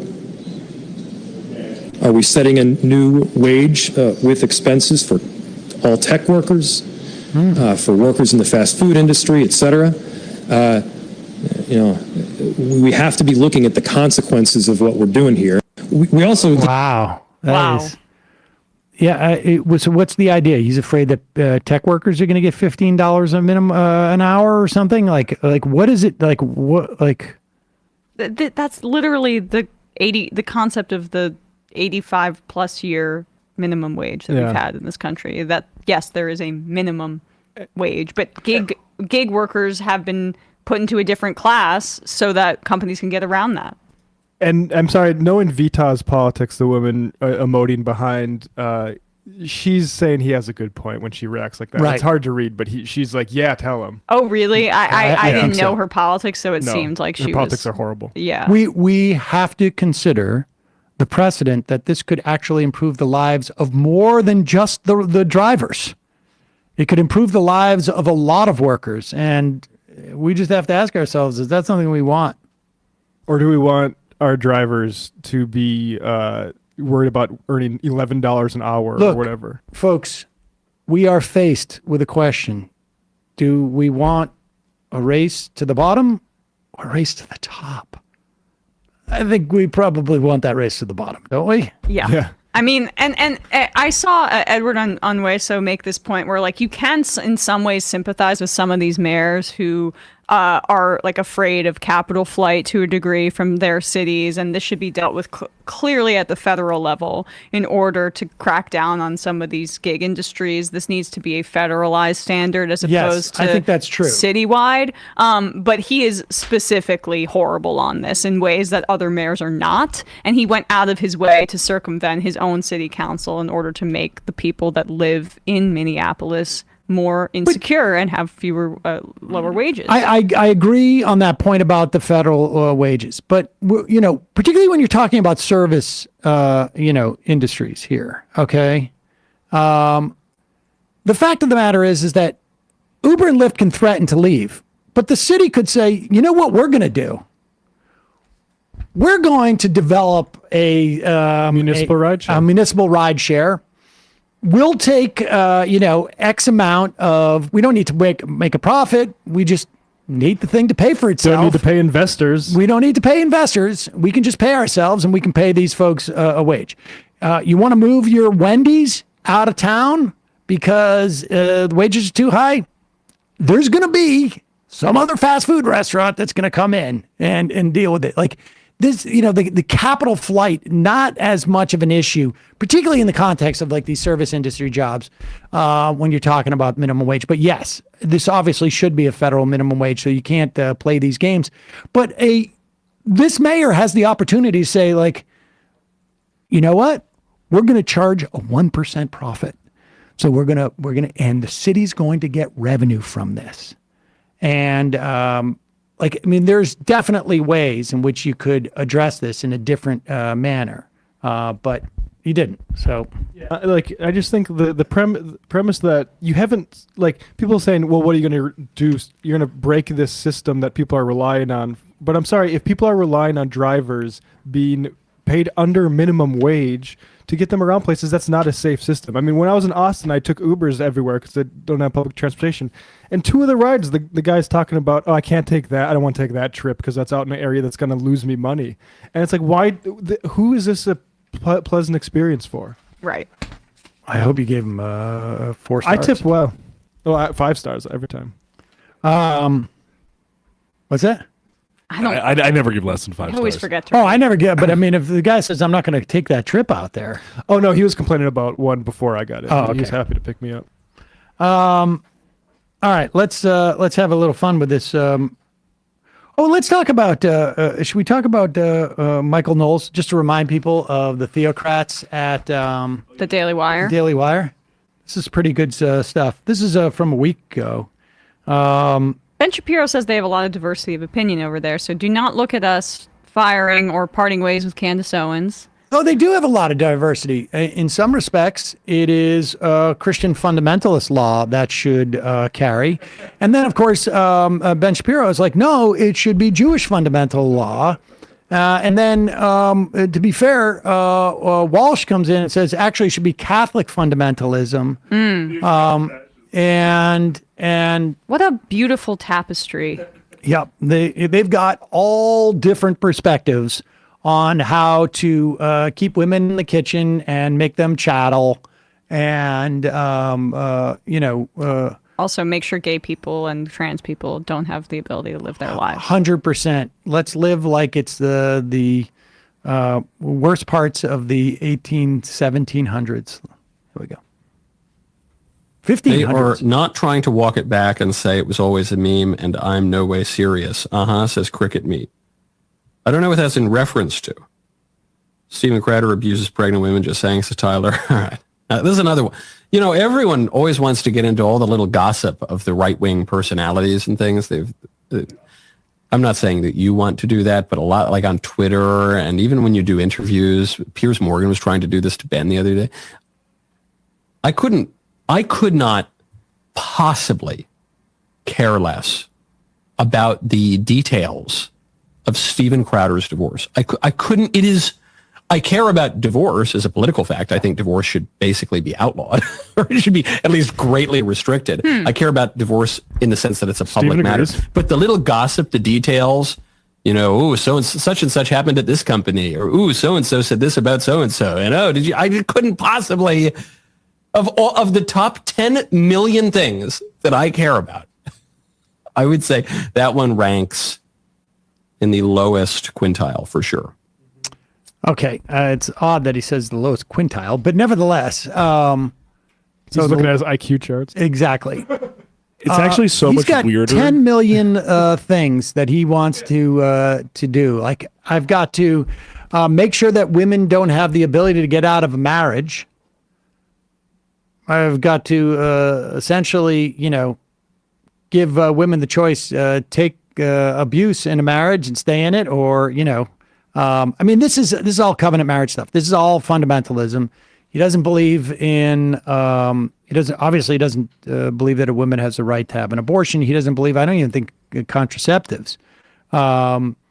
He is just a hardline fundamentalist wanting to impose his notion of morality, which comes from a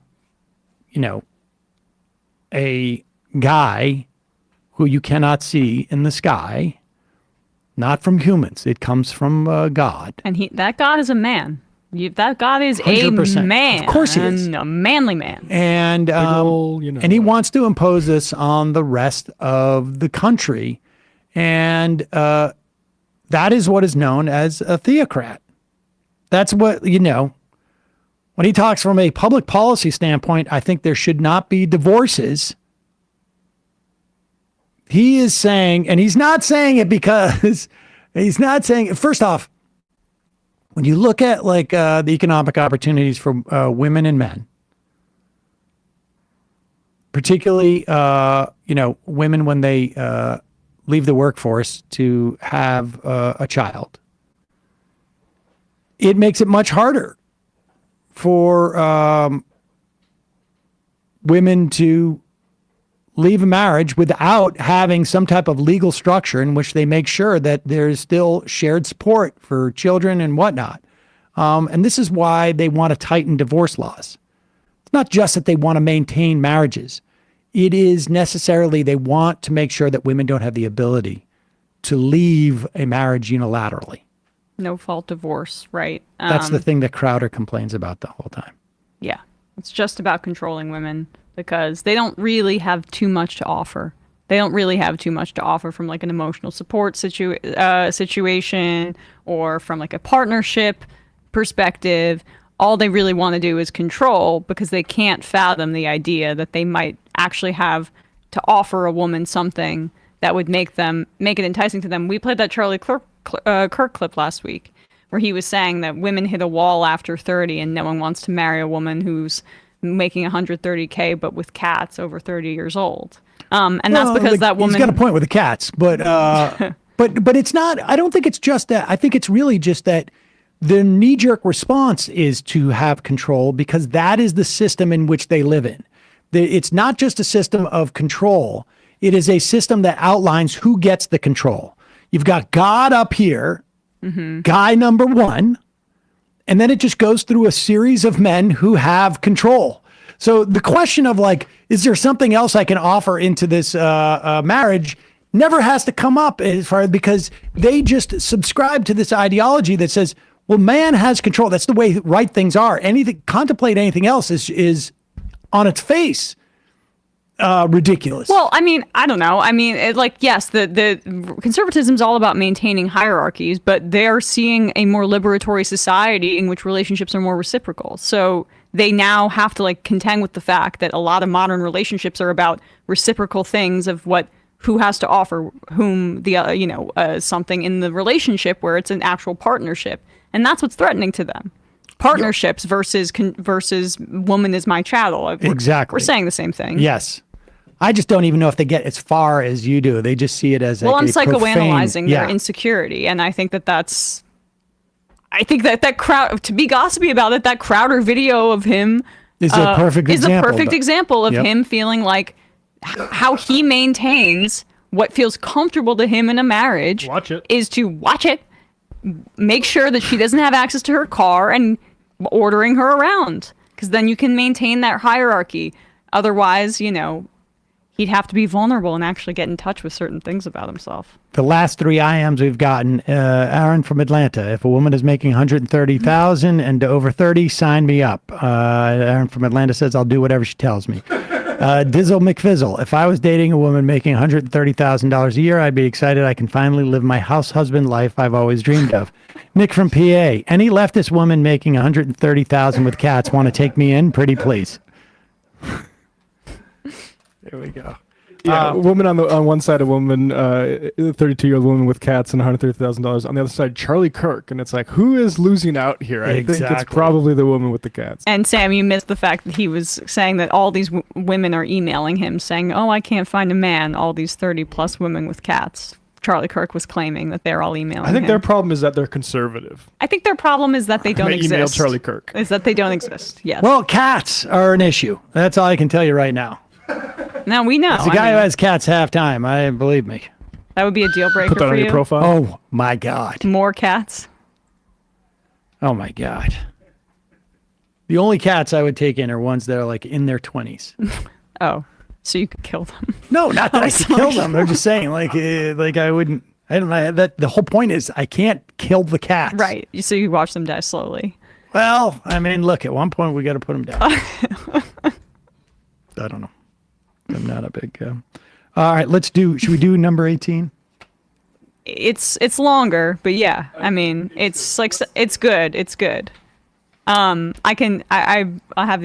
watched this to send this over here just to get more. Yeah, I mean, I watched this part because I saw this clip circulating on Twitter and I wanted the full context. This is Tim Pool and the Timcast crew. The Timcast crew, which includes Breitbart contributor John Nolte. Oh, is that guy still around? Yeah, I guess he's. And the actual justice warrior, Sean Fitzgerald. Mm-hmm. And the only person who resembles a reasonable person, Ian, the Moon Lord, who is the only. They're talking. Is that why they call? What is the Moon Lord? That's, I guess, his nickname. That's where his takes come from, I think. Okay. Well, he's like a spiritual or like mystical thing about. I could see that, yeah, and he attempts to make reasonable points here, right? But it reminds me of that one Democrat on the Five who always is just like Jessica Tarlov, yeah. Tarlov just sits there to just like be the foil or be the person that they say your ideas are dumb. I feel like that's the kind of bind that Ian is stuck in. But this is them talking about Israel-Palestine and comparing it to the indigenous population here in the United States. Tim has some takes, but I recall that when I spoke with Tim less than a year ago, he told me he didn't know much about Israel-Palestine because he was saying that he was to the left of me on war. When I opposed funding Israel, he kind of skirted away from the conversation. But this is where he's at now. I guess he's done some reading. Come on. So what I've heard is that the PLO, the Palestinian Liberation Organization, which was Yasser Arafat's Palestinian government in the late 1900s or 1990s, up to relatively recently, that I heard that the Israelis were involved with breaking them apart because they controlled the West Bank and Gaza, and it made it look like they're really going to get a two-state solution. We don't want that. We want the territory. So let's create a new government. We'll call it Hamas that can rule over in Gaza while the PLO can have the West Bank. Now we have two He's not exactly right, but the idea was the same. The Israelis really cracked down on Fatah, which was a secular movement, and Hamas came out of the Muslim Brotherhood, which has more strength in Egypt. Muslim Brotherhood is a religious fundamentalist group, but that felt that you cannot have a homeland until you reach a certain amount of religious piety. Hamas, the opposite, was that a nationalist movement first. That way you will get to the religious piety. And what Israel did was essentially, as they were cracking down on Fatah, they allowed Hamas more breathing room, and then ultimately helped fund them and give them sort of like a little more mobility and strengthen them in Gaza to do exactly what Ian's saying. So the gist of what he's talking about is true. Hamas that can rule over in Gaza while the PLO can have the West Bank. Now we have two disparate factions fighting each other, easy pickings, and they're villains, so that when they attack us, we can use it as a false flag. It's if someone stole my land, right? If someone came in and wiped out my family and stole my land, I would not sentence my descendants to generations of hate and despair and poverty. You move on. In fact, most places in the world have done that. That's exactly right. You move on, what they have done, what the Hamas has done to the Gazans, and what Arafat did was sentence these people, innocent people, to generations of poverty and hate and vengeance. You know what's also amazing about this is that the guy has yet to say the word Israel, who have been occupying the West Bank and Gaza for 40, 50, 56, 50, I don't know, since 67. Never mind the original dispossession.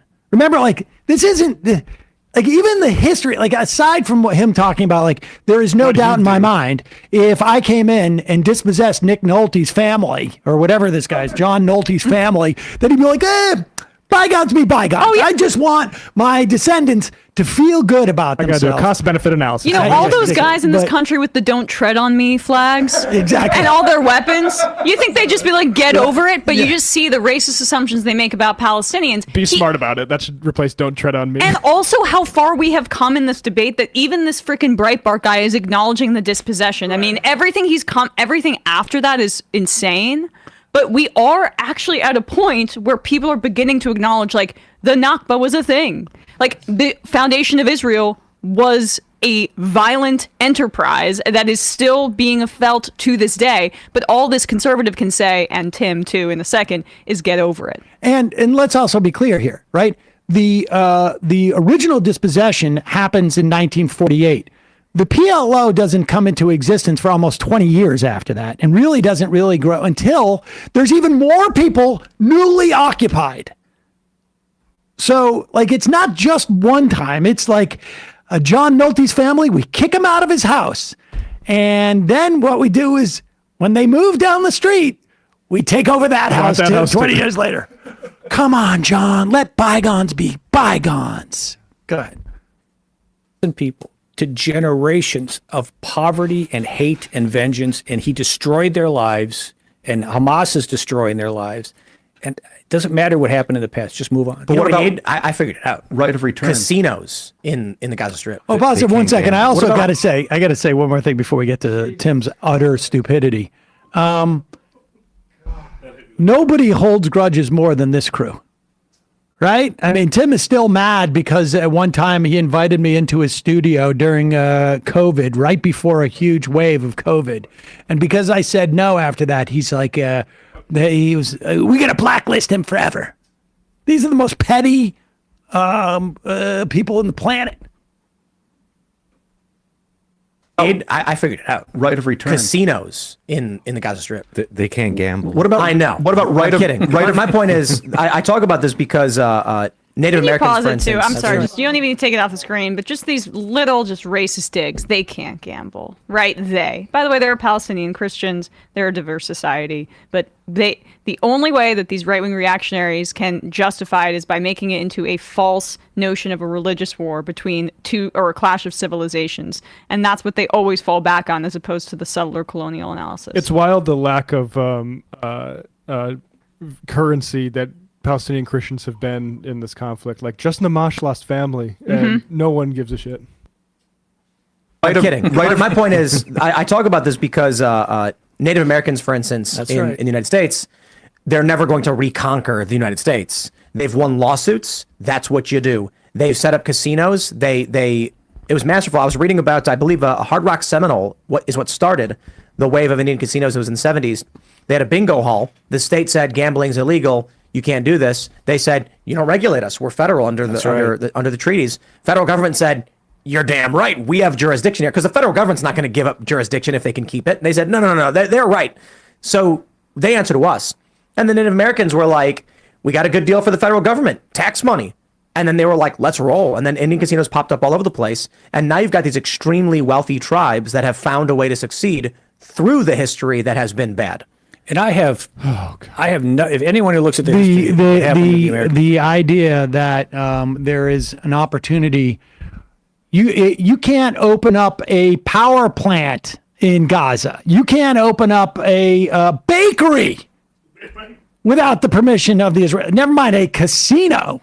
Well, have you heard Jared Kushner? Because there's an opportunity right now. There's a lot of real estate. Maybe a Trump casino, like maybe Taj Mahal. I mean, not to be too negative, but casinos aren't legal in a lot of places because they have a poisonous effect on society. So it's not this great benefactor gift that we've given them that you can have casinos now. Also, his premise about how indigenous Native Americans have recovered completely from our genocide of them is actually totally false. Levels of poverty are much higher among indigenous populations in this country, and solely because of the dispossession and what we've done to the Native American population here. And they speak about this as if it is historical and inevitable, the ethnic cleansing and the genocide. What Israel and Palestine on right now is a test of our moral progress from that period, where we acknowledge that was really wrong. Why are we allowing this to happen on our watch right now in front of us? But he's basically just saying, well, they can help themselves. Give them casinos. Let them live on reservations. That's the analogy here. The upgrade, of course, is that at least that he sees the parallels in terms of what I think he would have to admit was a genocide. And his prescription is they should fight the legal route, but the legal route only became eligible, even in his telling, open to Native Americans after like the most acute genocide was basically completed. Not that it's not sort of ongoing in a slow form, but like these sorts of things to the extent, like could the Cherokees have, I mean, we saw what happened with that, with the Trail of Tears. And Andrew Jackson's like, it doesn't matter. None of these things actually matter. Also, Gaza is somewhat of a reservation right now. It's actually worse. It's a open air prison, concentration camp, whatever you want to call it. Like the idea that they already haven't been dispossessed and placed into like a plot of land deemed, acceptable for them by the occupying power here. It's ahistorical. Has been bad. And I have no, if anyone who looks at the history of what happened to the American Indian in this country, it's indefensible. And I have nothing but sympathy and empathy for that. A lot more than I have for what's happening in Israel. And I agree with you 100%. Well, they have arisen above it. On the Native American thing, I think it's important to question, it wasn't a monolith.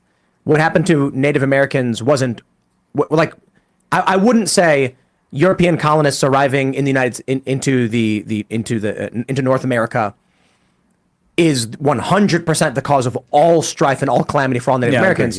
So I wouldn't necessarily say it's indefensible. I'm like, certainly there are many instances where he's afraid that he's gone Native down. Americans went and killed a bunch of colonists for no reason and things like that had happened. It was inevitable and indefensible. That's the way I would put it. It was a shame. I think there were things that were bad, like the Trail of Tears and things like that are indefensible. And this is war. This is the history of humanity has been conquest.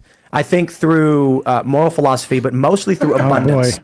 Through technological advancement, we've come to the point where we're like, okay, now we don't really need to be stealing land from each other because we're all pretty much too fat as it is. Not everyone in the world, but particularly in the United States and in the developed world, we got so much resources that these things are starting to chill out. Well, obesity is now a condition of poverty.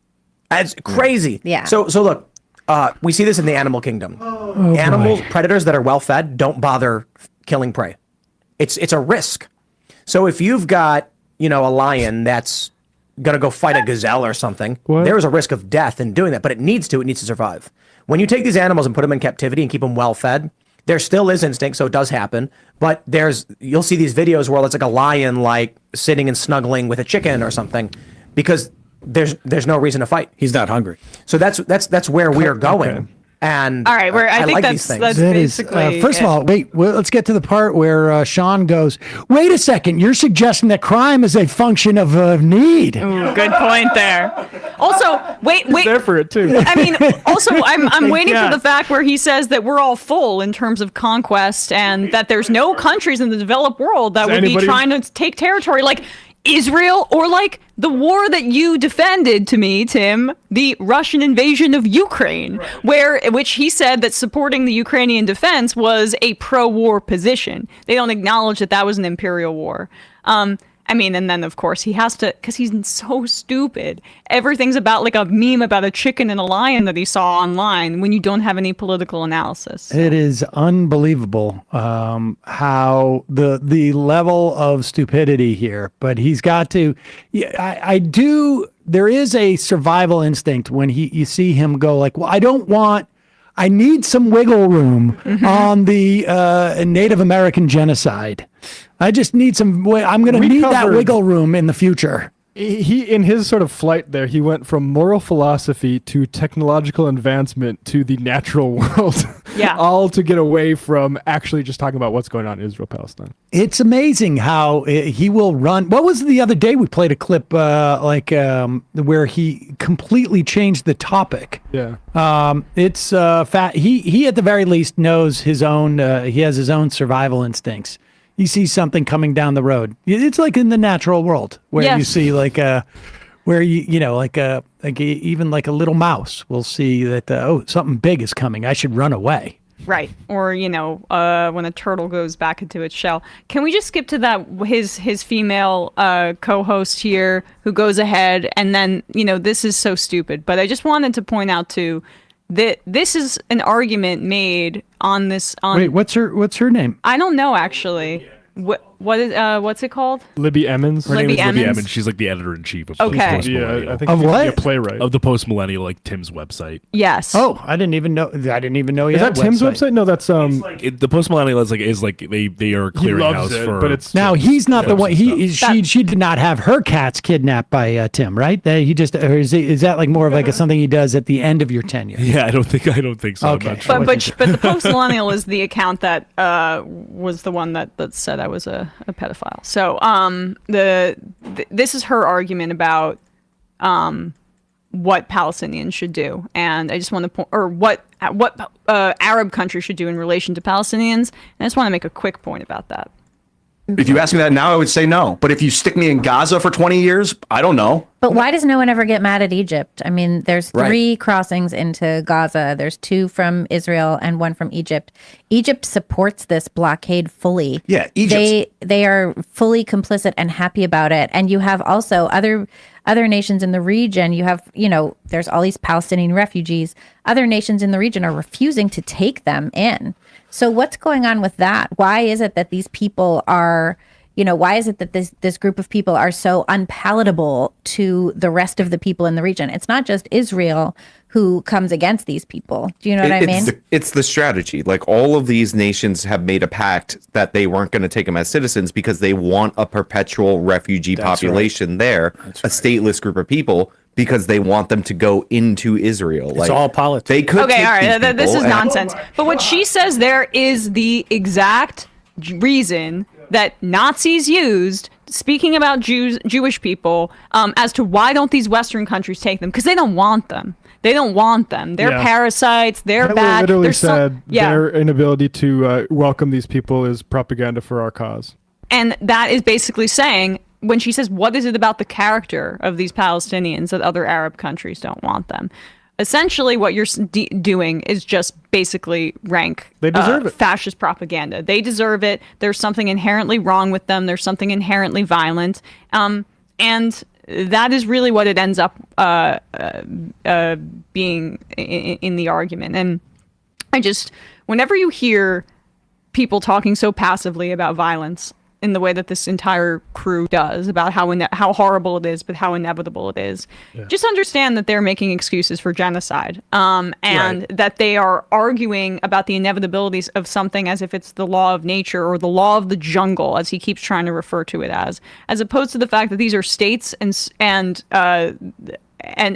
governments making these active political choices, and there is something that you can do about it. You can go out into the streets and protest. And if this program was actually as anti-war as he claims to be, at least when it's convenient for him because he wants to be pro-Putin, well, then you would be standing up and speaking every day about this genocide, but he doesn't. They just make excuses for it and say it's inevitable. The inevitable but inexcusable formulation that Nolte used was very interesting, because I see that a lot with people that want it. Like, because why would you be mad at something that's inevitable? Like, inevitable means that we have no control over it. Exactly. I mean, we have no control over it. This is the way that humans work, and there should be no attempt to really change it in any regard. I mean, the idea of 2 million Palestinians coming into to Egypt. I mean, think about who are incidentally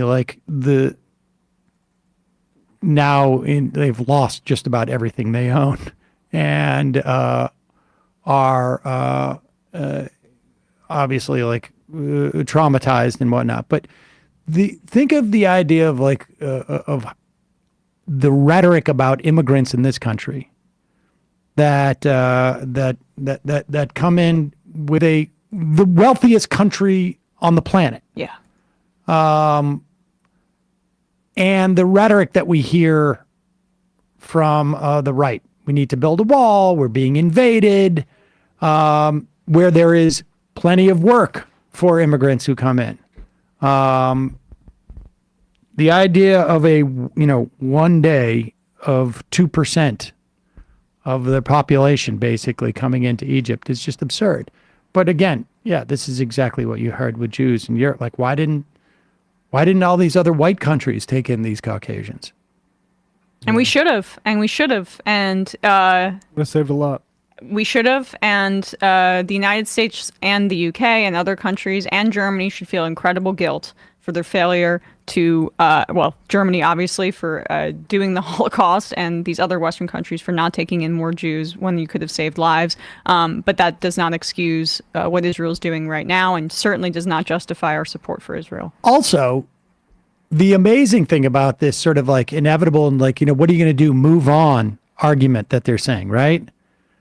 Which it's unclear whether they're saying move on from 1948 or move on from 1967 or move on from yesterday or, but now they're saying not only move on, but they're advocating for more colonialism. Yeah.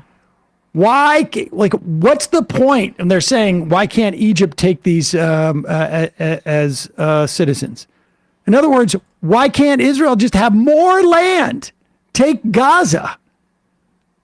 At what point do you move on when it doesn't? The thing that you're supposed to move on from is not stopping. Then why can't we take them as let's take, do they present an argument as to why the United States can't take every single Palestinian? Or is it because they think that they're, incompatible with the kind of society that they want to build? At another point in their conversation, I mean, they speak about how like every other ethnic group has been able to form their own state. That is the whole problem. Religious and ethnic nationalism is the whole damn problem. Even if you want to talk about how Hamas is like a version of that in the sense that they're religious nationalists, like no, secular democracies, multicultural racial democracies, that's what makes things more safe for people. But the right, they're tribal. And one other argument that, and then we'll wrap this up. I can't tell you how many times I've had people tell me like this was the Jewish land 2,000 years ago, so they are returning. But it's fascinating to me because who was there 2,200 years ago? Yeah. 2,500 years ago, it was actually the Egyptians. And the idea that the Egyptians could come back today and say, hey, Egyptians, we were the ones who were ruling this land 2,500 years ago. I mean, it's absurd. It's absurd. It's absurd.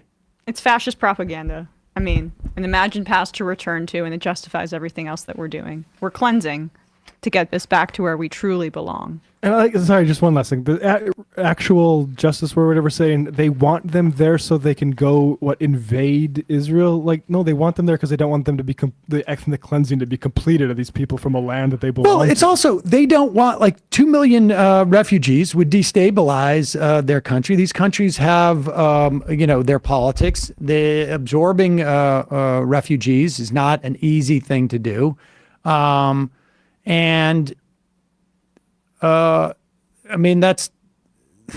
there's land for them to live on.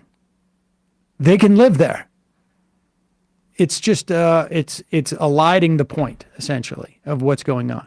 Yeah, and Egypt is complicit, right? But they're also a top recipient of our military aid, and this was a part of the Camp David Accords. And the problem is still Israel, when you go back to it. But, All right, folks, sadly, we do not have time for more calls. I apologize. People we had hanging on for a long time. I'm a bad person. No.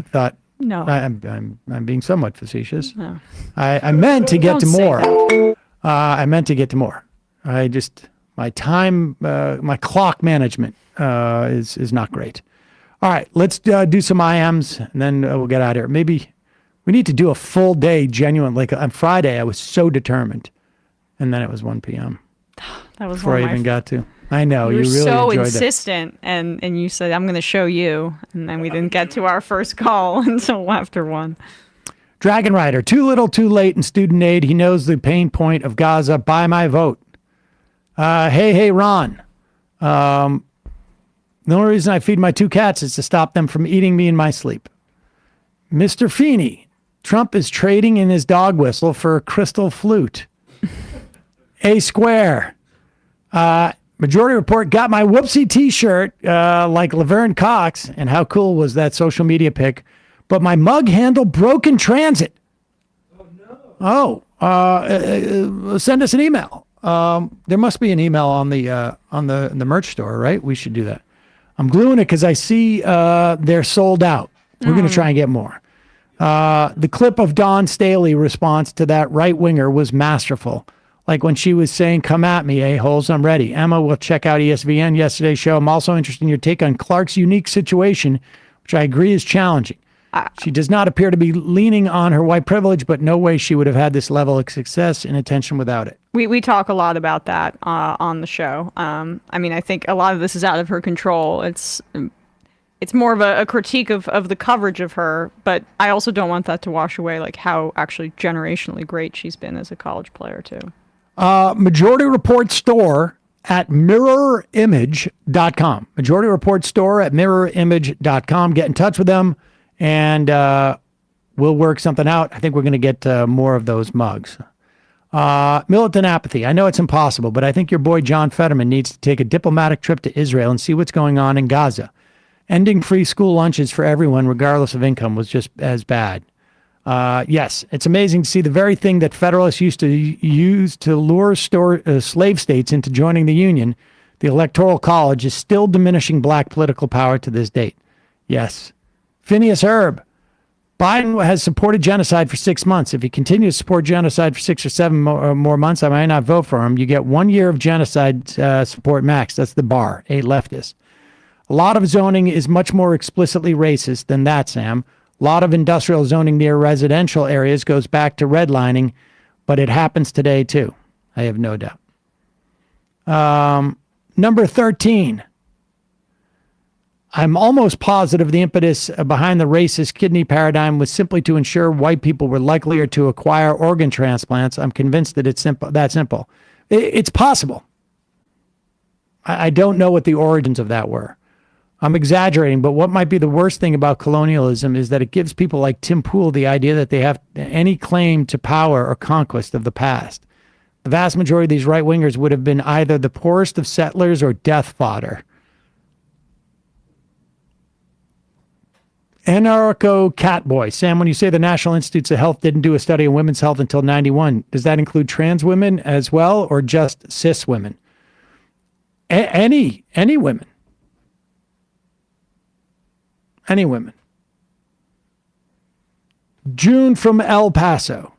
What do we make of the propagandists taking advantage of rural citizens with low educational attainment and low health illiteracy to turn them against trans people like me? Part of the reason the right-wing propagandists can manipulate these populations is because they have no ability to garner education. Thoughts?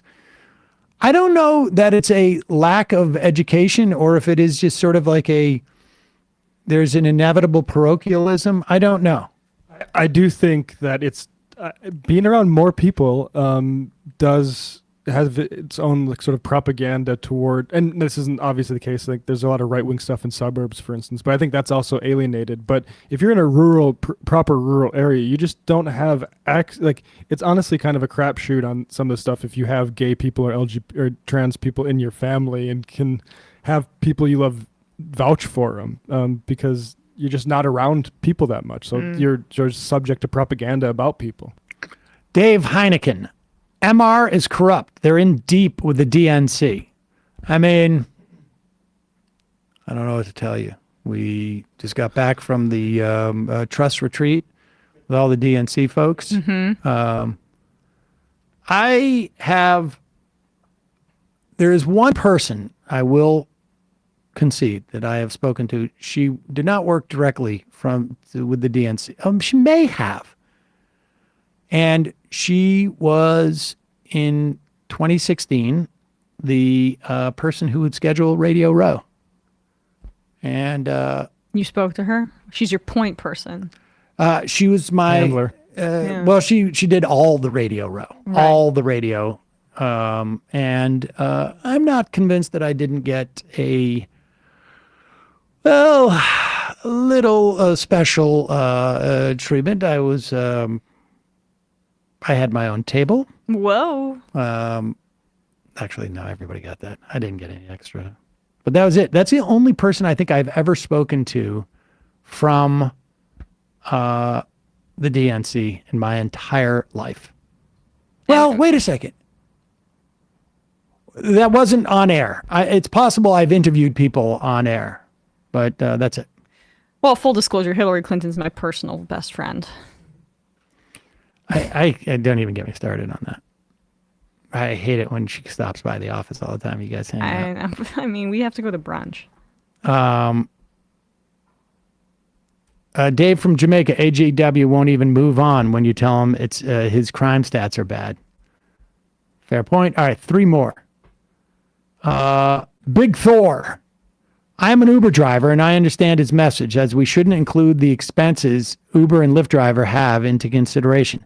That's why he says tech workers and fast food with expenses. All in all, F this guy because we also deserve to make at least minimum wage. Basically, Fry's mad. The Minneapolis Council took into account our vehicle expenses. Right. Again, that stuff that's the things that. But that's so instrumental. That's so instrumental into you doing your job. Yeah. And literally the report I saw is like, well, instead of giving them these raises, that these drivers should get less expensive cars. And it's like, it's awful. 502 Drew. John Oliver did an episode recently on the food delivery apps that was really interesting. Basically highlighted how awful the apps treats the restaurants and independent contractors, how all the companies are basically losing money. No way these companies are sustainable in the long term without jacking up prices even higher than they already are. All right, 2 more. Tic-tac-toe. Tim is saying that capitalism will fix everything. Give them casinos to bootstrap themselves to wealth. And the final IM of the day.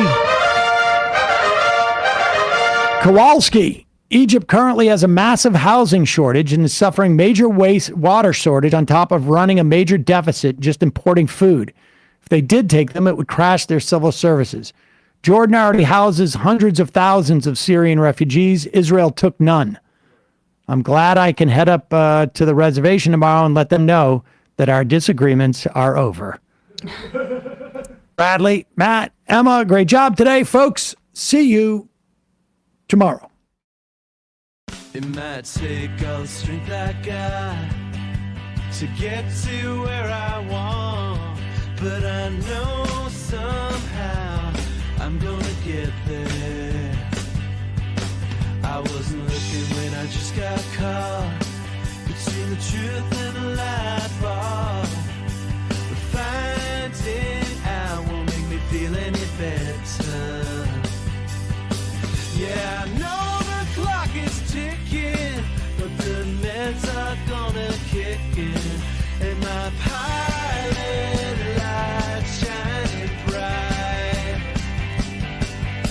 I get somewhere the choice was made, for the option where you don't get paid, for the road that bends before it finally breaks you. I get some